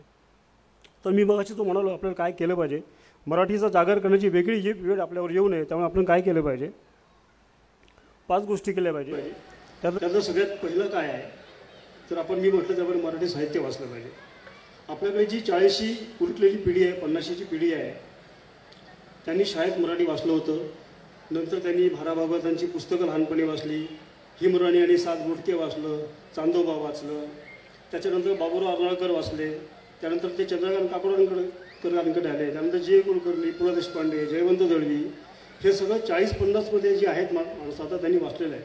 आता पुढची पिढी आहे त्यांना यातलं काहीही वाचायला मिळालेलं नाही आहे. लायब्ररीची परिस्थिती काय आहे, इथे ठाणेकर बसलेले आहेत, त्यांना माहिती आहे काय परिस्थिती आहे. पुस्तकं प्रचंड उत्तम पुस्तकं आपल्याकडे लायब्ररीमध्ये आहे, हजारो पुस्तकं त्यांच्याकडे आहे. इथून अक्षरशः 10 मिनिटांवर मराठी ग्रंथसंग्रहालय आहे. आपल्यातली किती माणसं तिथे जातात, किमान ग्रंथ बघतात, आपणच आपल्याला स्वतःला विचारावं. मराठी साहित्य जर जगवायचं असेल तर तुम्ही मराठी पुस्तकं वाचली पाहिजे आणि फक्त मराठी पुस्तकं नाही वाचली तर नवीन पुस्तकं वाचली पाहिजे. कारण जयवंत दळवी, पु. ल. देशपांडे वाचणारी पिढी संपली. आता हे लेखक 60-70 वर्ष 80 वर्ष जुळे झाले. लेखक खरोखर ग्रेट होते, यात काही वाद नाही आहे, खूप मोठी माणसं होती ती. पण त्याच्यानंतर गेल्या 25-30 वर्षामध्ये ऋषिकेश गुप्ते आले, प्रणव सखदेव आले, गणेश मतकरी आले, किरण येले आले. हे सगळे साहित्यिक आसुसलेले आहे की लोकांनी आपलं वाचावं आणि आपल्याला फीडबॅक द्यावा, आपल्या पुस्तकाविषयी प्रतिक्रिया व्यक्त कराव्या, काहीतरी बोलावं, चांगलं वाईट काहीतरी बोलावं. मात्र आपल्या माणसाला ही नावंसुद्धा माहीत नसतात, कोण प्रणव सखदेव, कोण गणेश मतकरी, असं आपण म्हणतो. आणि मग आपल्याला मराठीचा जागर करावा लागतो. मराठी चित्रपटांची स्थिती काय आहे, गेल्या वर्षामध्ये 117 मराठी चित्रपट प्रदर्शित झाले. त्याच्यापैकी फक्त 2 चित्रपटांनी खऱ्या अर्थाने धंदा केला, ज्याला आपण धंदा केला असं म्हणतो, चांगली गर्दी जमवली. 115 चित्रपट केवळ महाराष्ट्र गव्हर्नमेंट त्यांना 40 लाख रुपये देतं अनुदान म्हणून टिकून राहिले. म्हणजे पुढचे पिक्चर निघतात त्याचं कारण त्यांना 40 लाख सरकारने दिले, 40 लाख आणखी त्यांना सॅटेलाईट विकून मिळाले, मात्र प्रेक्षक थिएटरमध्ये गेले नाही. तुम्ही तिकडे विकी कौशलचा सिनेमा बघायला जाता, तुम्ही अक्षय खानाचा सिनेमा बघायला जाता, रणबीर कपूरचा सिनेमा बघायला जाता, तुम्ही शाहरुख खानला सुपरस्टार करता, तुम्ही सलमान खानला सुपरस्टार करता.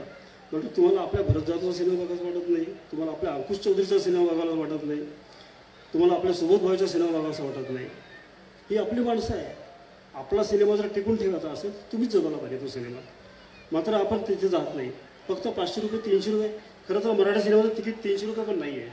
मराठी सिनेमाला करसवरच दिलेली आहे. त्यामुळे एखादं कुटुंब पिक्चर बघायला गेलं तर 1000 रुपयात आपण आरामात सिनेमा बघू शकतो. 2 जर गेले तर 600 रुपये सिनेमा बघू शकतो. परंतु आपण मराठी सिनेमाकडे फिरकत नाही. आणि जेव्हा आपण नाव ऐकतो सिनेमाचं, अरे हा सिनेमा कधी येऊन गेला होता, आपल्याला माहीत नसतं. कारण तुम्ही तो सिनेमाला जात नाही, त्यामुळे सिनेमाला गर्दी होत नाही, त्यामुळे त्याच्याकडे पैसे नसतात. त्याच्याकडे पैसे नसल्यामुळे तो प्रसिद्धी करू शकत नाही, आणि तो प्रसिद्धी करू शकत नाही त्यामुळे तुम्हाला सिनेमाचं नाव माहीत होत नाही. हे दुष्टचक्र कसं भेदायचं, तर तुम्ही मराठी सिनेमा बघितले पाहिजे, तुम्ही मराठी सिनेमा जगवला पाहिजे. मराठी संगीत, आज भावसंगीत आपण जर म्हटलं तर मराठी संगीत म्हटलं तर आपल्याला काय आठवतं, परत सुधीर फडके, वसंतराव देशपांडे, भीमसेन जोशी, परत तेच. त्याच्यानंतर काय झालं, आपल्या त्यानंतर काय फक्त सैराट आठवतं, बाकी काही आठवत नाही.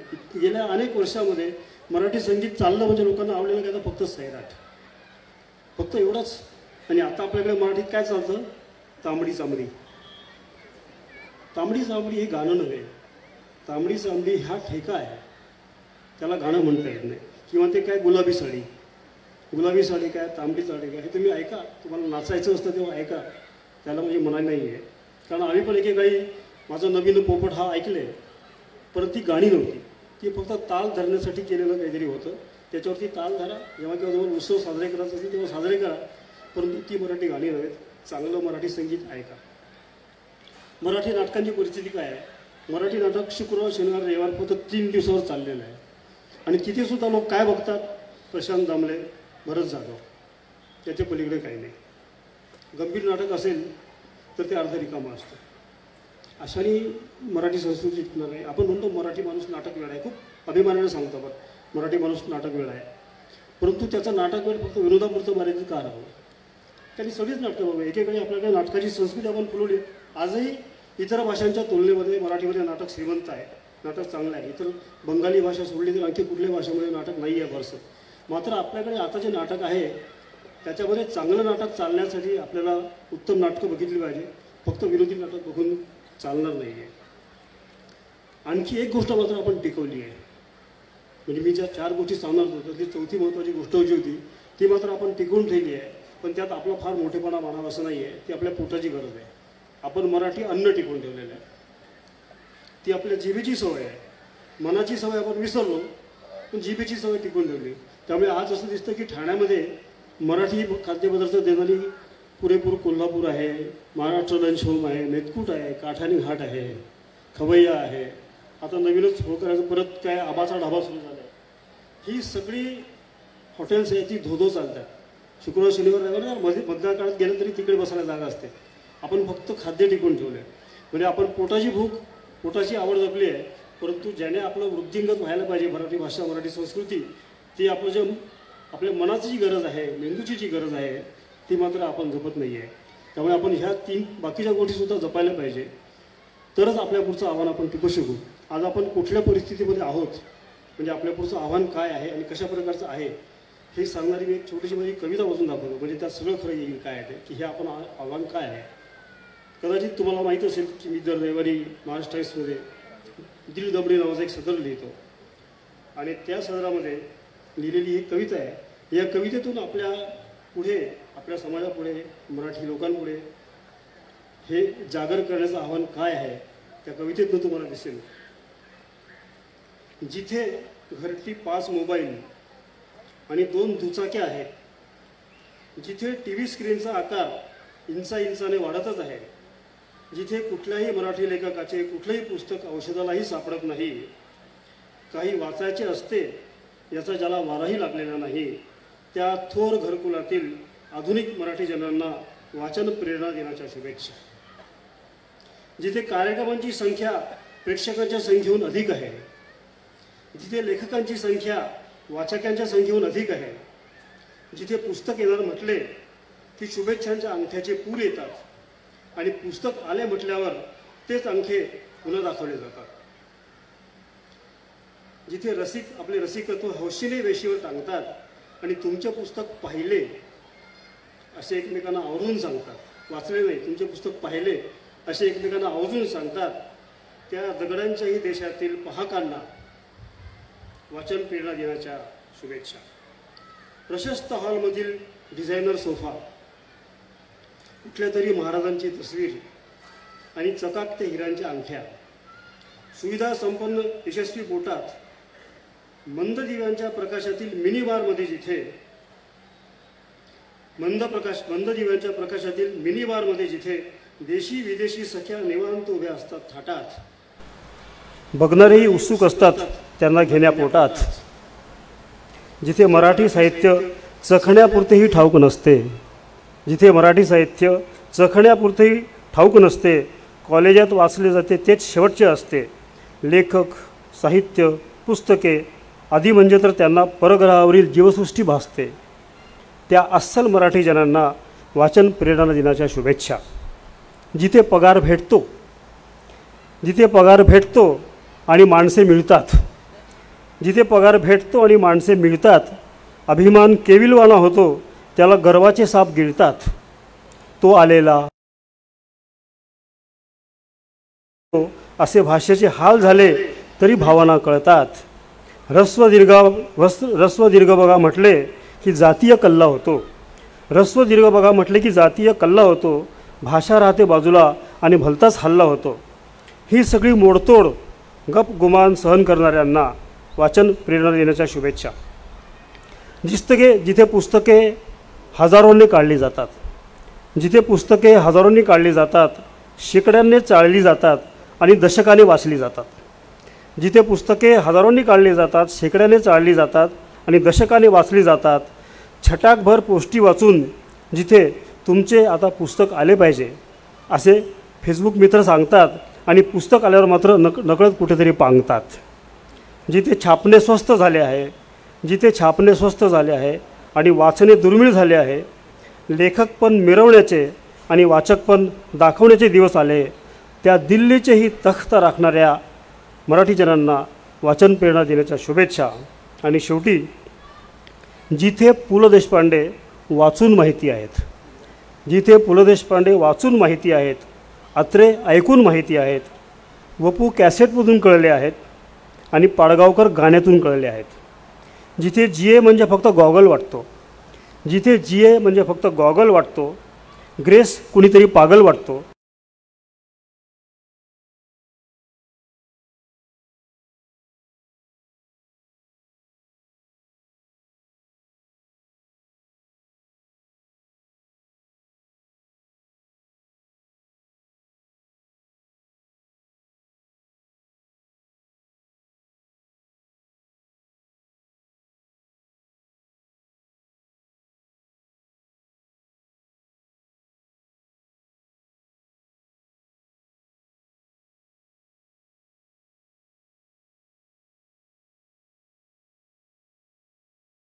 नवनिर्माण सेनेवर सुद्धा यापुढे अशा प्रकारचे दिवस साजरे करायची वेळ येणार नाही.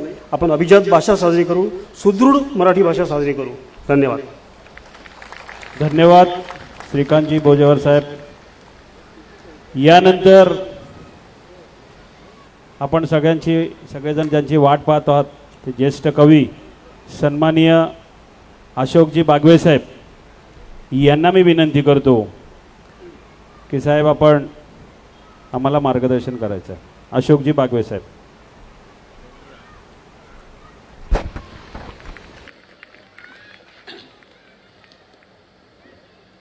काश्मीरमध्ये अतिरेक्यांच्या हल्ल्याला बळी पडलेल्या माझ्या भारतीय नागरिकांना मनपूर्वक श्रद्धांजली व्यक्त करतो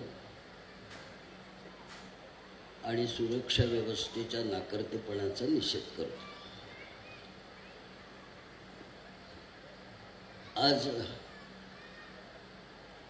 मनसे ठाणे शहरने मराठीचा जागर आरंभलेला आहे, तर सगळ्यांचे मनपूर्वक मी अभिनंदन करतो. त्यातल्या त्यात माझे 2 मानसपुत्र इथे जे बसलेत, अभिजित पानसे आणि अविनाश जाधव, त्यांचं विशेष अभिनंदन करतो. श्रीकांत बोजेवार आणि मिलिंद भागवत हे दोघे पत्रकार आहेत. पत्रकार जितके खरे बोलतात ना तेवढे जास्त खोटं दडवतात. मी आता मिलिंदला म्हटलं होतं की आताची परिस्थिती जेवढी पत्रकारांना माहिती असते तेवढी कुणालाच माहिती नसते, आणि पत्रकाराला जे माहिती असतं ते त्याच्या बायकोला पण माहिती नसतं. अशी सगळी स्थिती असताना महाराष्ट्राच्या मराठी भाषेत मी जन्म घेतला आणि महाराष्ट्राच्या या मातीत मी जन्म घेतला, याचा मला सार्थ अभिमान आहे. मराठीचा जागर आपण करतोय, जागर करतोय, पण जागर म्हणजे नेमकं काय? मी शिक्षक असल्यामुळे माझं शब्दांकडे खूप लक्ष असतं. मराठी माणसं शब्दांकडे दुर्लक्ष केंद्रित करतात, माझं शब्दांकडे फार लक्ष जातं. जागर याचा अर्थ जागे करणे. कशातून? झोपलेला असतो त्याला आपण जागा करतो, पण हे नेहमीचं झोपणं नाही. जो मनाने झोपलेला असतो त्याला जाग करणं म्हणजे जागर, याला जागर म्हणतात. आणि तो आज आपण आदरणीय राज ठाकरे यांच्या नेतृत्वाखाली करतो आहे. नुसता एक कार्यक्रम करून उपयोग नाही, महाराष्ट्रामध्ये सगळीकडे हे कार्यक्रम झाले पाहिजेत. कारण मराठी माणसाला आज सांगावं लागतं की तू मराठी आहेस, हे सांगावं लागतं ओरडून. याला म्हणतात जागर. आणि मगाशी उल्लेख झाला की अभिजात मराठीचा दर्जा मिळाला वगैरे, मला असं कधीच वाटलं नाही. माझी आई अभिजातच होती. माझी आई अभिजात आहे शेजारी सांगणार कोण? माझी आई अभिजात होती, आहे आणि असणार. त्यामुळे अभिजात याचा अर्थ आधी आपण समजून घेऊया. ज्यांनी अभिजात दर्जा दिला त्यांना पण अभिजात शब्दाचा अर्थ माहिती असेल की नाही मला माहिती नाही. अभिजात याचा अर्थ जी अमर आहे, अक्षय आहे, जिला मृत्यू नाही, जी युगानुयुगाने चालत आलेली आहे, त्या भाषेला अभिजात भाषा म्हणतात. याचा अर्थ माझी मराठी भाषा काय आता निर्माण झालेली नाहीये. तुम्हाला म्हणून सांगतो, कर्नाटक मध्ये श्रवण बेळगोळ नावाचं एक गाव आहे. त्यावेळी कर्नाटक वगैरे नव्हतं, आता ते कर्नाटक वगैरे झालंय.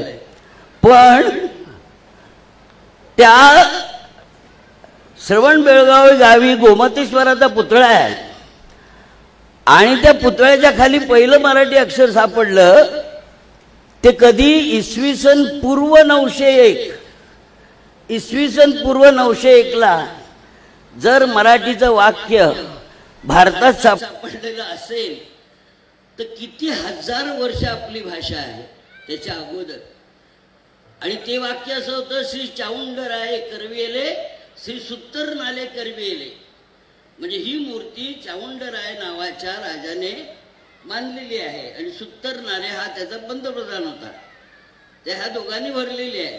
आणि तुम्हाला आश्चर्य वाटेल, पुढे 3-4 ओळी गेल्यानंतर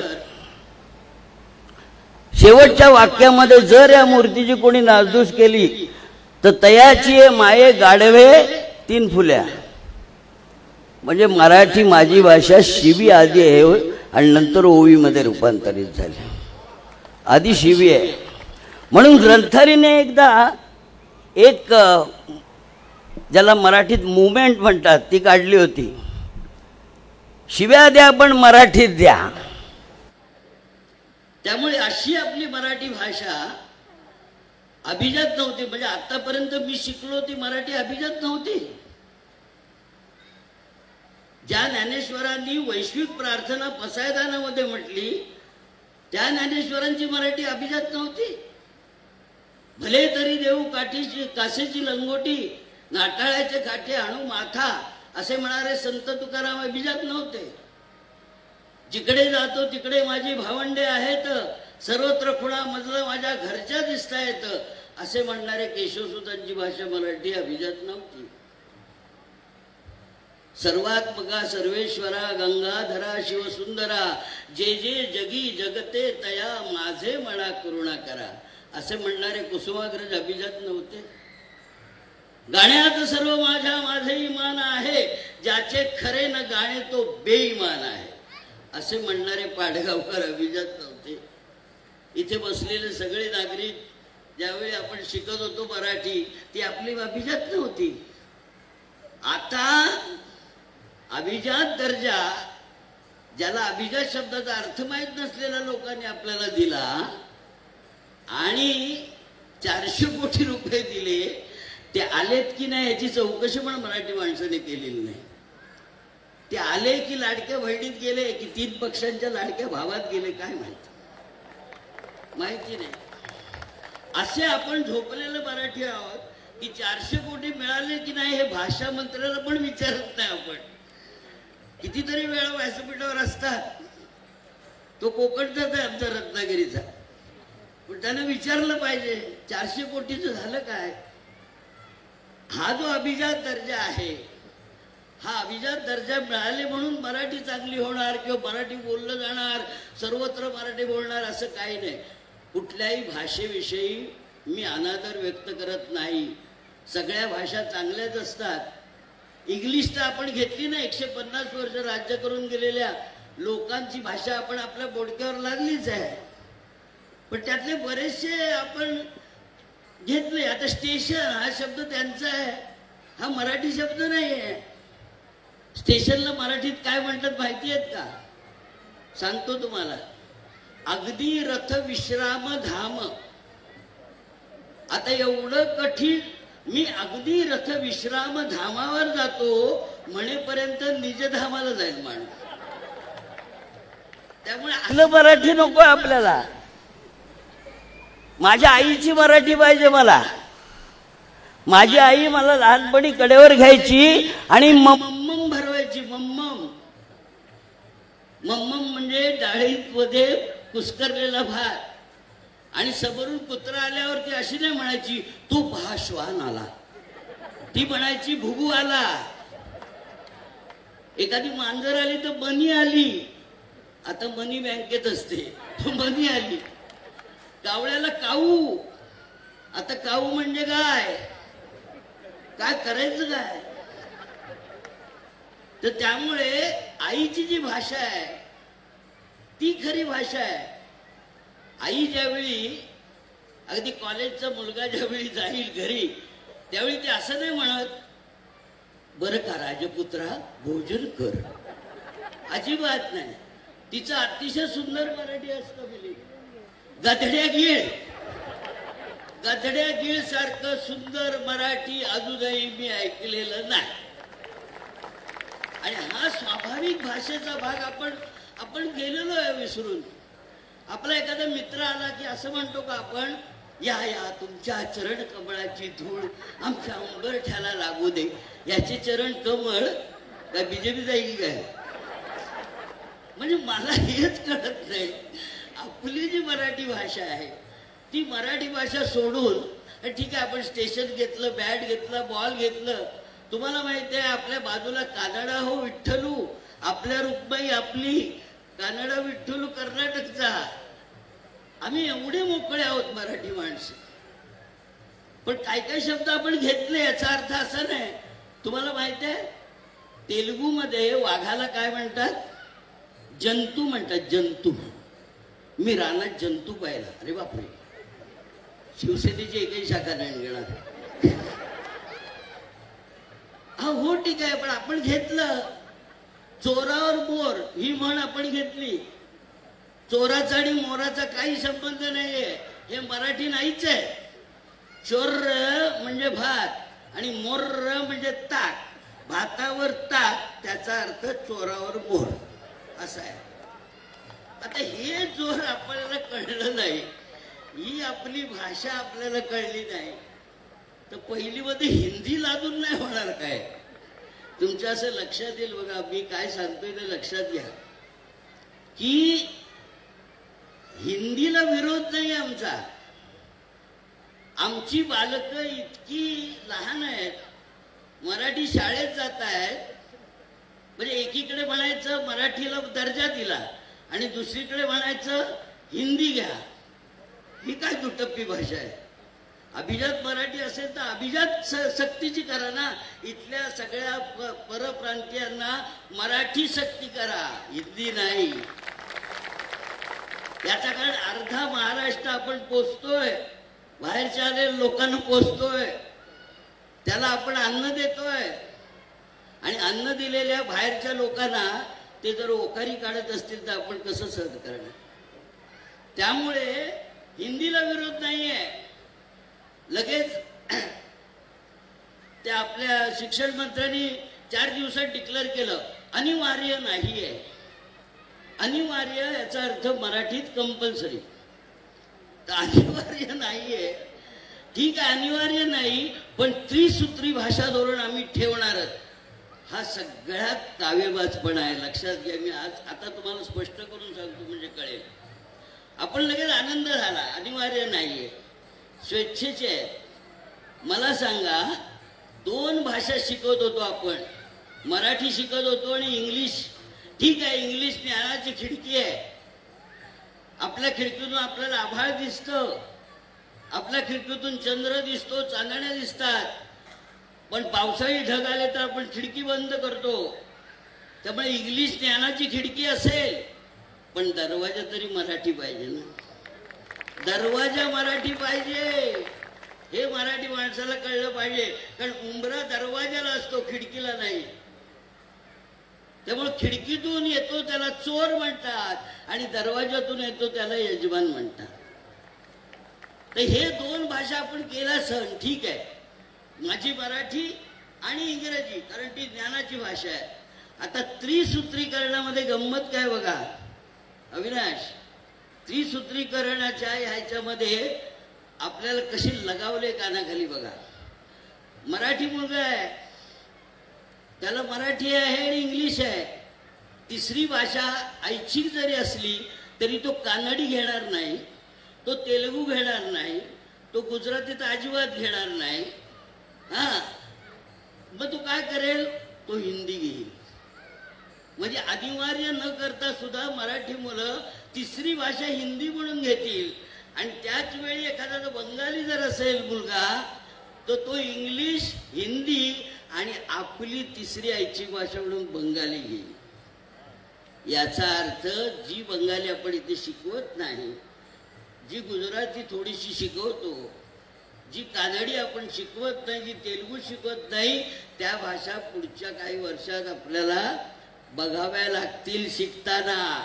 आणि ह्या त्रिसूत्रीकरण भाषेला विरोध पाहिजे आपला, हिंदीला नाही. हे त्रिसूत्रीकरण जे आहे ते मस्तपैकी त्यांच्या डोक्यातून आलेलं आहे. आणि त्यामुळे हे तीन सूत्राचं मंगळसूत्र बांधून आहे आपल्या लहानग्याच्या गळ्यामध्ये, असं मला वाटतं. आणि म्हणून मला असं वाटतं, आणखी एक मुद्दा सांगतो जो कोणाच्या भाषा लक्षात आलाय की नाही मला माहिती नाही, किंवा आलाय पण दाबून धरलेला असं मला वाटतं. आपल्याकडे काय योजना असते, काय सिस्टीम आहे की मंत्रिमंडळामध्ये निर्णय घेतात आणि तो राबवतं कोण, IAS ऑफिसर. महाराष्ट्रामध्ये जर IAS ऑफिसर मराठी नसतील ते मराठीच्या पाठीमागे उभे राहणार नाही, कधीच उभे राहणार नाही. त्यामुळे असं पाहिजे की जेवढे IAS ऑफिसर मराठी असतील तेच महाराष्ट्रात पाहिजेत, तर मग मराठीची आपली समृद्धी लक्षात ठेवा. नाही तर असं होणार नाही. बिहार आणि उत्तर प्रदेशून आलेले IAS ऑफिसर त्यांना तिकडे राहू देत. आमच्या इकडे शिक्षण सचिव सुद्धा मराठी नसतो, याच्या इतकी दुर्दैवाची गोष्ट कुठली आहे. आणि त्यामुळे या पातळीवर काम करताना म्हणजे आपण घरामध्ये मराठी बोलू, आपण आता जमलेलो आहोत मराठी बोलू, आपण कार्यक्रम मराठी बोलू, पण त्या पातळीवर जे काय नासाडी चाललेली आहे ती नासाडी आपल्या डोळे झाक होईल इतपत तो अंधार तुमच्या डोळ्यावर ठेवलेला जातो. याविषयी कोण बोलणार, तर याविषयी आपण बोलत नाही. आणि म्हणून जसं मिलिंद म्हणाला की जिकडे तिकडे बिल्डिंगची नावं इंग्लिश असतात, मी एकदा असंच म्हणालो होतो की बाबा ठीक आहे, सुंदरपैकी नावं देऊया. पांडुरंग सोसायटी काय हरकत आहे, भांडकुदळ सोसायटी काय हरकत नाही ना, मराठी नावं आहेत, हरकत नाही ठेवायला. नावं बदलून मन बदलत नाहीत, लक्षात ठेवा. मन बदलणं गरजेचं आहे, नावं बदलणं गरजेचं नाही. आज किती शिवसेनेने त्यावेळी प्रयत्न केला होता की सगळ्या दुकानाच्या पाट्या मराठी करायच्या, झाल्या पण होत्या, पण आतमध्ये बसलेला दुकानदार वेगळीच भाषा बोलत होता. आणि हे जोपर्यंत आपण तळापर्यंत जाणार नाही तोपर्यंत मराठीचा प्रसार, मराठीचा प्रचार, मराठीचा जागर, माझं म्हणणं ज्याने त्याने आपल्या घरात जरी आपल्या आईची भाषा बोलली ना की आपोआप प्रसार होईल, आपोआप प्रसार होईल. गरजच नाही, आंदोलन करावं लागतं. मराठी माझ्या मातृभाषेसाठी मला आंदोलन करावं लागतं, याच्यासारखी दुर्दैव गोष्ट कुठली असेल. माझ्या आईवर माझं प्रेम आहे असे बोर्ड कुठे दिसतात का? बाहेर आपण असं लावतो की माझ्या आईवर माझं प्रेम आहे, माझ्या आईवर माझं प्रेम आहे दाखवण्याची गोष्टच नाही, ती हृदयातली गोष्ट आहे. तसं जोपर्यंत मराठी माणसाच्या हृदयापर्यंत मराठी भाषा पोचत नाही तोपर्यंत बाहेर कुठलाही देखावा असला तरी सुद्धा तो मराठी बोलेल याची शक्यता नाही. आणि म्हणून न्यायालयात मराठी आलं पाहिजे, कोर्टात त्या मराठी आलं पाहिजे, सरकारी ऑफिसमध्ये मराठी आलं पाहिजे. असं आलं पाहिजे असं आपण बोलतो, पण करणारे लोक तिथले सचिव मराठी नाही. आणि त्यामुळे हा जो मराठी विषय आपण प्रेमाने बोलतो, खूप छान बोलतो, पण मी शिक्षक असल्यामुळे मला आतल्या गोष्टी बऱ्याचशा कळतात. आणि मी पत्रकार नसल्यामुळे अगदी खोलातल्या कळतात. आणि त्यामुळे मला असं वाटतं की मराठीचा आपण जागर करूच, आपण मराठीचं उदो करूच. मराठीची आपल्या भाळावर लिहिलेली आहे, कारण मराठी भाषा आपल्या नाळेशी जुळलेली आहे. आईची नाळ जिथे आपण तोडतो तिथे आपली मराठी असते. कारण 3 प्रकारचे लोक बोलतात, लक्षात घ्या. जे बुद्धीने बोलतात ते बुद्धिभ्रष्ट करणारे बोलतात. बुद्धी बोलणारे लोक फार चतुर असतात. हा जो गळा आहे ना, गळा हा बुद्धी आणि हृदयापासून समान अंतरावर आहे. त्यामुळे थोडं बौद्धिक आणि थोडं मानसिक एकत्र करून बोलतो त्याला वक्ता म्हणतात. आणि जो आतड्यापासून बोलतो ना तो खरा असतो, हे लक्षात घ्या. आणि आतड्यापासून माझी भाषा जर मराठी असेल तर मराठीमध्ये जो जोर आहे, मराठीमध्ये जे कारुण्य आहे, याचा अर्थ असा आहे की इथे विद्याधर ठाणेकरला बसवलाय आपण. त्याचं नाव विद्याधर आहे, तो विद्येला धरतोय. तो मराठी ग्रंथ संग्रहालयाचा अध्यक्ष आहे. किती जण आपण मराठी पुस्तकं वाचतो ग्रंथालयात. ग्रंथालयामध्ये अजूनही 2000च्या वर सभासद असतील की नाही, आता तो चुकून 3-4 हजार सांगेल, पण 2000 असतील की नाही याचं मला प्रचंड काय म्हणतात त्याला वाईट वाटतं. आपण ग्रंथ विसरलेलो आहोत. आपण स्टार अँड स्टाईल घेतो, आपण इंग्रजी पेपर घेतो, times of India. Marathi paper घेत नाही. आणि मराठी पेपर घेत नाही त्यामुळे दररोजच्या बातम्या मराठी वाचत नाही. त्यामुळे मराठी शब्द आपल्या तोंडात नसतात. आणि शब्द इतकं पवित्र कोणी नसल्यामुळे जर तुम्ही उच्चारत नसाल तर शब्द तुमच्याकडे येत नाहीत. आणि हे तुम्ही जोपर्यंत हृदयातून बोलत नाही, तुम्ही आतड्यातून बोलत नाही, मराठी भाषेविषयी बोलत नाही, तोपर्यंत मराठीचे जागर आपण करत राहू. हरकत नाही, वेगवेगळ्या वक्त्यांना आणू. काही वक्ते असे आव आणून बोलतात, हां ते पण आम्हाला कळतं. कारण वर्गात मला कळायचं की शेवटच्या बेंचवर बसलेला असा असा मान हलवत असतो, खरं म्हणजे तो ऐकत नसतो, तो तलाव पाळीवर असतो. हे आम्हाला माहिती आहे. जो खरा सच्चा मराठी माणूस आहे तो फलक लावणारच नाही. मी मराठी आहे माझ्यावर प्रेम करा, मी मराठी आहे माझ्यावर प्रेम करा, असं तो जाणार नाही. पण तो व्यक्त होताना व्यक्त होते त्याला व्यक्ती म्हणतात.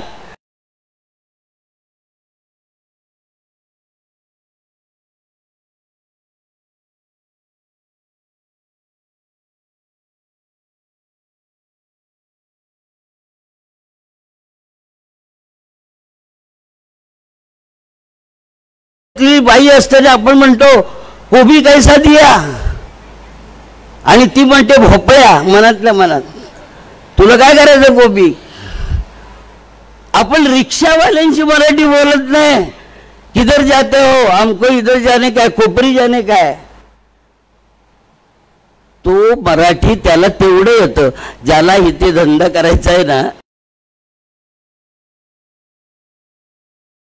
तो की काही त्याला मराठी थोडस येतच, यावंच लागतं, त्याशिवाय मराठी गिऱ्हाईक कसं येणार. पण आपण मराठी असे आहोत की आपण त्याला विकले जातो. आता उद्या जर हिंदी कंपल्सरी केली तर पहिलीतल्या मुलाला आई काय बोलेल, गधड्या बिळ मिळेल, गधड्या बिळ नाही म्हणणार, त्याला कळणारच नाही. मग तिने असं म्हणायचं का सुवर के बच्चे. किती खतरनाक आहे बघा. याचा परिणाम तुम्हाला नंतर दिसेल. त्यामुळे आत्ताच आपल्या नातवांना म्हणा, आपल्या मुलांना म्हणा, जे मराठी शाळेत गेले नाही तरी चालतील, पण घरात जर मराठी बोललं ना तर तो किती इंग्लिश मीडियममध्ये गेला तरी मराठीची नाळ विसरणार नाही, लक्षात ठेवा. आणि त्यामुळे मराठीत बोलायला पाहिजे. मराठी चॅनल लावले पाहिजेत त्याच्यासमोर मराठी गाणी लावली पाहिजेत. आपण हिंदीच गाणी लिहून बसतो. आपण हास्य जत्रा दाखवा, हरकत नाही. तरी तुला खादा माहीत नसताना विनोद हसतात लोक, माहिती आहे मला. तर ते सुद्धा आपण करूया.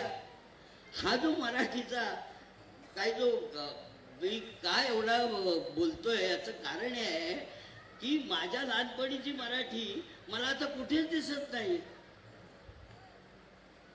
मम्मम भरवायच्या मम्मम शब्द शब्दकोशात नाही, भूभू शब्द शब्दकोशात नाही, मनी शब्द शब्दकोशात नाही. माझी मातृभाषा जी मला माता लहानपणी शब्द सांगायची ते माझ्या आज शब्दकोशात नाही आहेत मराठीमध्ये.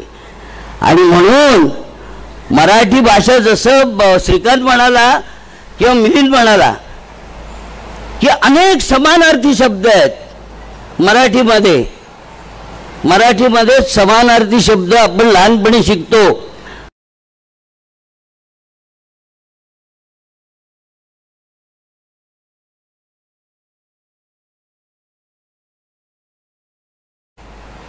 आकाश वेगळं, आभाळ वेगळं, गगन वेगळं, नभ वेगळं आणि अंबर वेगळं. शेतकरी म्हणतो आभाळ आलंय, तो असं म्हणतो का गगन आलं गगन आलं? मग गगन आणि आभाळ एकत्र कसं, समानार्थी कसे नाही. आकाश म्हणजे पोकळी नुसती, आभाळ म्हणजे आभाळ याचा अर्थ तेज, त्याच्यावर ल म्हणजे झाकोळलं, ज्यावेळी तेज झाकोळतं ढगाने तेव्हा ते आभाळ होतं. गगन हे निळं असतं आणि अंबर हे सेंद्रिय असतं. हे जेव्हा आपल्याला कळेल त्यावेळी ती समृद्धी कळेल. कारण बापट म्हणाले गगन सदन तेजोमय, आणि त्याच वेळी शंकर वैद्य म्हणाले पहाटेची वेळ रंग रंग अंबरी. का हे मोठे कवी आहेत? कारण त्यांना गगन कुठे वापरायचं आणि अंबर कुठे वापरायचं हे माहिती होतं. तसं आपल्यामध्ये आता आपण हे जे आहे याला किती शब्द आहेत? तुंड, तोंड, मुख, चेहरा, चर्या, मुद्रा, आनन आणि थोबाड. बरोबर. आता थोबाड कुठे वापरायचं आणि मुख कुठे वापरायचं हे जर कळलं नाही तर आपल्याला भाषा येत नाही असं. मी कॉलेजमध्ये म्हणायचो आहे ना, एखादी सुंदर मुलगी तुम्हाला दिसली आणि तुम्हाला तिला म्हणायचं असेल तर तुम्ही असं म्हणाल का तुझं थोबाड खूप सुंदर आहे? मग तुमचं थोबाड रंगवेल ती. मग तुम्ही असं सांगायला जाणार का अगो मराठीमध्ये सगळे समानार्थी शब्द आहेत, मला मुखच म्हणायचं होतं पण चुकून थोबाड झालं, तुझं थोबाड रंगलं. पण तेच बघा तो शब्द का निर्माण झाला थोबाड? कारण एखाद्याचा राग आला आपल्याला तर आपण असं म्हणणार का मुख कमल रंगवून देऊ का? थोबाड फोडून टाकेल. ते थोबाड शब्द असा आहे की उच्चारायच्या अगोदर बसते गालात. याला म्हणतात मराठी भाषा. ते थोबाड कुठे करा? मी माझ्या यांना पण सांगतो, माझ्या विद्यार्थ्यांना मी सांगतो. आता मी शिकवत नाही, तेच मला शिकवत आहेत. म्हैस गाभण राहते आणि आई गरोदर राहते, म्हणून गरोदर आणि गाभण हे समानार्थी शब्द नाही. हे समानार्थी शब्द नाहीत. आई गाभण राहिली असं नाही म्हणत आपण. आणि त्यामुळे मराठी भाषेच्या या सगळ्या छटा, हे सगळं सौंदर्य, मराठी भाषेचं अंतरंग हे सगळं समजून घेणं यासाठी अभिजित आणि अविनाश तुम्ही छोट्या छोट्या ग्रुपमध्ये क्लासेस सुरू करा की मराठी भाषेच्या अर्थछटा तरी कळून घेऊ आपण. आणि फी न घेता प्रोफेसर नेमा, त्याला फी देऊ नका, उसको काफी आहे. तर अशा प्रकारचं ज्यावेळी आपण मराठी भाषेचं खरोखरच आपण जसं आपण व्यायामाला ते बागेत जाऊन हसतात बघा लोक, मुद्दाम हसतात, ते बघून आपल्याला हसू येतं. कारण मुद्दाम हसू आणि आसू हे मुद्दाम करता येत नाही. ते हसताना आपल्याला हसू येतं हे नैसर्गिक आहे. तर तसं आपल्या मराठी भाषेचे जे कोवळे शब्द आहेत, छोटे शब्द आहेत, आई वेगळी, जननी वेगळी, माता वेगळी, आणि हे सगळं आपल्याला ज्यावेळी कळेल त्यावेळी आपण मराठी भाषेवर खरोखरच प्रेम करायला लागू. आणि प्रेम करावं लागत नाही, आपोआप होतं. प्रेम नेहमी आपोआप होतं. इश्क पर जोर नाही, वो अतिशय गालिब की लगाय ना लगे और बुझाय ना बने. अरे त्याच्या अगोदर रामदासांनी सांगितलंय. सगळे उर्दूची हे करतात, ते गालिब चांगला कवी आहे, नाही असं नाही, पण त्याच्या अगोदर रामदासांनी सांगितलंय हो प्रेमाविषयी. प्रीतीची लक्षणे ऐसे अंतरी उठे अनाय असे की पाणी पाणवटे जैसे आपणची धावे. काय सुंदर आहे. पण आपण रामदास वाचत नाही, आपण ज्ञानेश्वरी घरात ठेवत नाही. आपण तुकारामाची गाथा, अत्रे म्हणाले होते ज्याच्या घरी नाही तुकोबाची गाथा त्याला हाणा गाथा 2-4. हे अत्र्यांचं वाक्य आहे. बाळासाहेबांची मी व्याख्यानं ऐकलेत. मी त्यावेळी SSC ला होतो. 67 साली शिवसेनेचा जन्म झाला आणि 68 साली आम्ही त्यावेळी कॉलेजच्या पहिल्या वर्षाला असताना किंवा SSC असेल, त्या शिवाजी पार्कवर काय भाषा होती, तशी भाषा आपली मराठी राहिलेली नाही. एकच सांगतो, बाळासाहेब म्हणाले होते बा जा जरा मस्जिद मध्ये बघा, तिकडे काठा ठेवल्यात, तलवारी ठेवल्यात, दंडुके ठेवलेत, कट्यारी ठेवल्यात. आपल्या मंदिरात काय घंटा. आता हे जे हा जो लहेजा आहे, लहेजा हा जो मराठीचा लहेजा पुन्हा हिंदी शब्द आहे, पण हे जे मराठीचं मार्दव आहे, हे जे मराठीचं काठिण्य आहे, हे काठिण्य ज्यावेळी आपल्याला, आता आपली वय झाली, आपण काय पुन्हा बसणार नाही, पण जी लहान मुलं आहे त्यांना नसेल, ते असतील इंग्लिश मीडियममध्ये गेलेले, त्यांची चूक नाहीये, पालकांची चूक आहे. जसं आपलं नाव आपल्याला बदलता येत नाही, पाळण्यात सांगता येत नाही आपल्याला हो जरा नाव बदला म्हणून. आपल्याला आईवडील नावं ठेवतात, नंतर जग ठेवतं.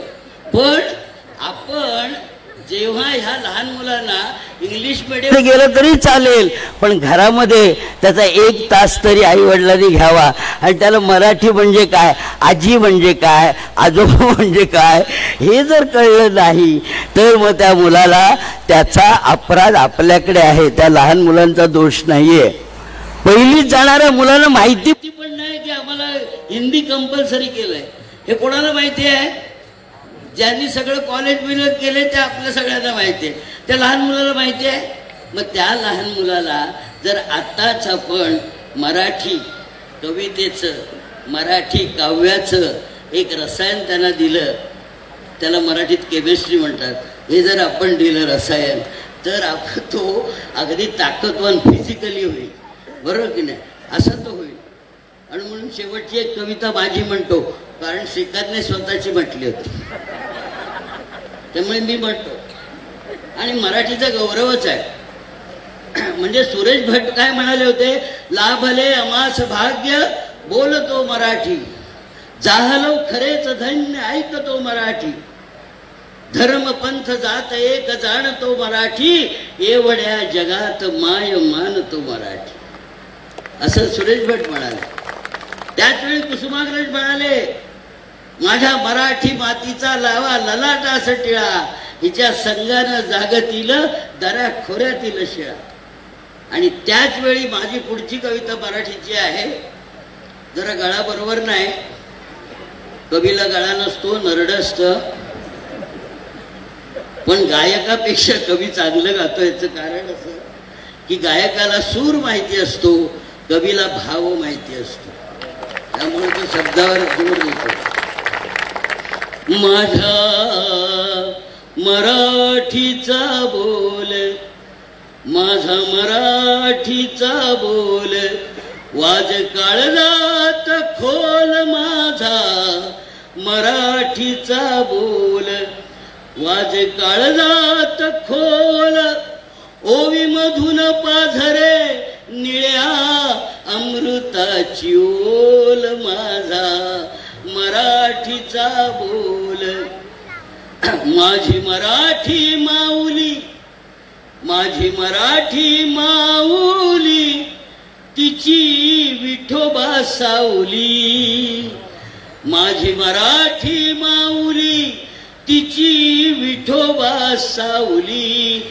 ज्ञाना नामा तुका एका उभे कैवल्य राऊळी, माझा मराठीचा बोल वाज काळजात खोल ओवी मधून पाझरे निळ्या अमृताची ओल माझा मराठीचा बोल माझा मराठी गुलाल माझा मराठी गुलाल त्याला अबिराचा वास माझा मराठी गुलाल त्याला अबिराचा वास माझ्यासाठी चंद्रभागा उरी कालवते घास माझा मराठीचा बोल माझ्या मराठी मातीची खोलवर रुजे नाळ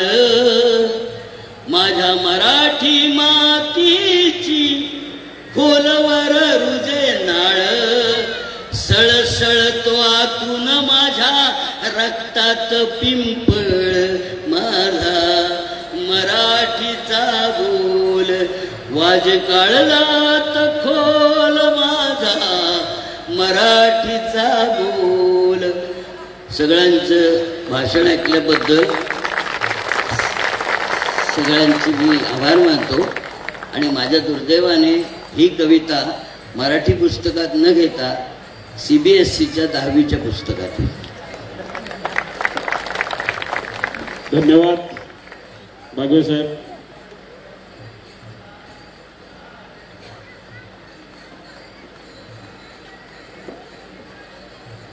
धन्यवाद सर.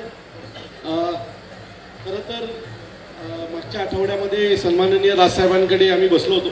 हिंदी सक्तीचा हा विषय ज्यावेळेला झाला त्यावेळेला आम्हाला सर्वच पक्षाच्या नेत्यांना साहेबांनी बोलवलं होतं आणि त्यावेळेला साहेबांनी सांगितलं होतं आम्हाला की तुम्ही तुमच्या शहरांमध्ये चांगले पत्रकार आहेत, ज्यांना मराठीवर प्रेम आहेत, चांगले कवी आहेत, चांगले लेखक आहेत, अशांना बोलायला सांगा. मी माझ्याकडून जेवढं बोलायचे तेवढं बोलतोय, पण अशी लोक जर बोलायला लागली अजून लोकांना जनजागृती करण्यासाठी त्याचा उपयोग होईल. मी तुमच्या सगळ्यांचे मनापासून आभार मानतो.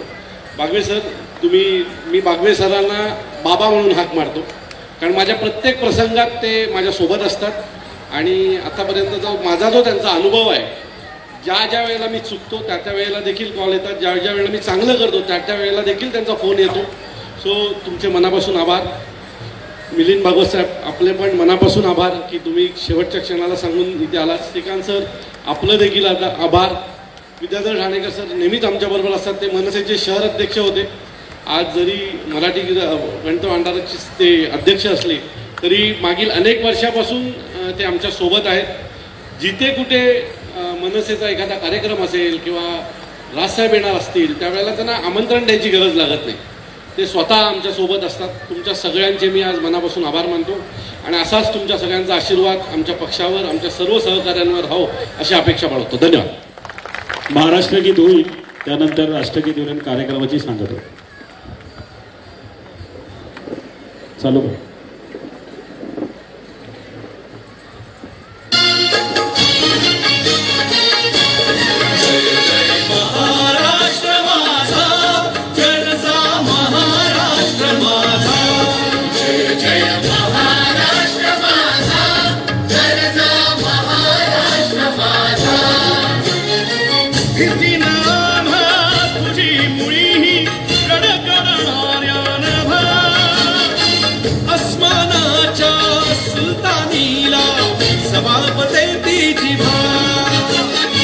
सह्याद्रीचा सिंह गरजतो शिवशंभू राजा. तरी तरी तुला नाद गुंजला महाराष्ट्र माझा. जय महाराष्ट्र माझा, गरजा महाराष्ट्र माझा. काळ्या छातीवरी कोरली अभिमानाची लेणी. ओलादी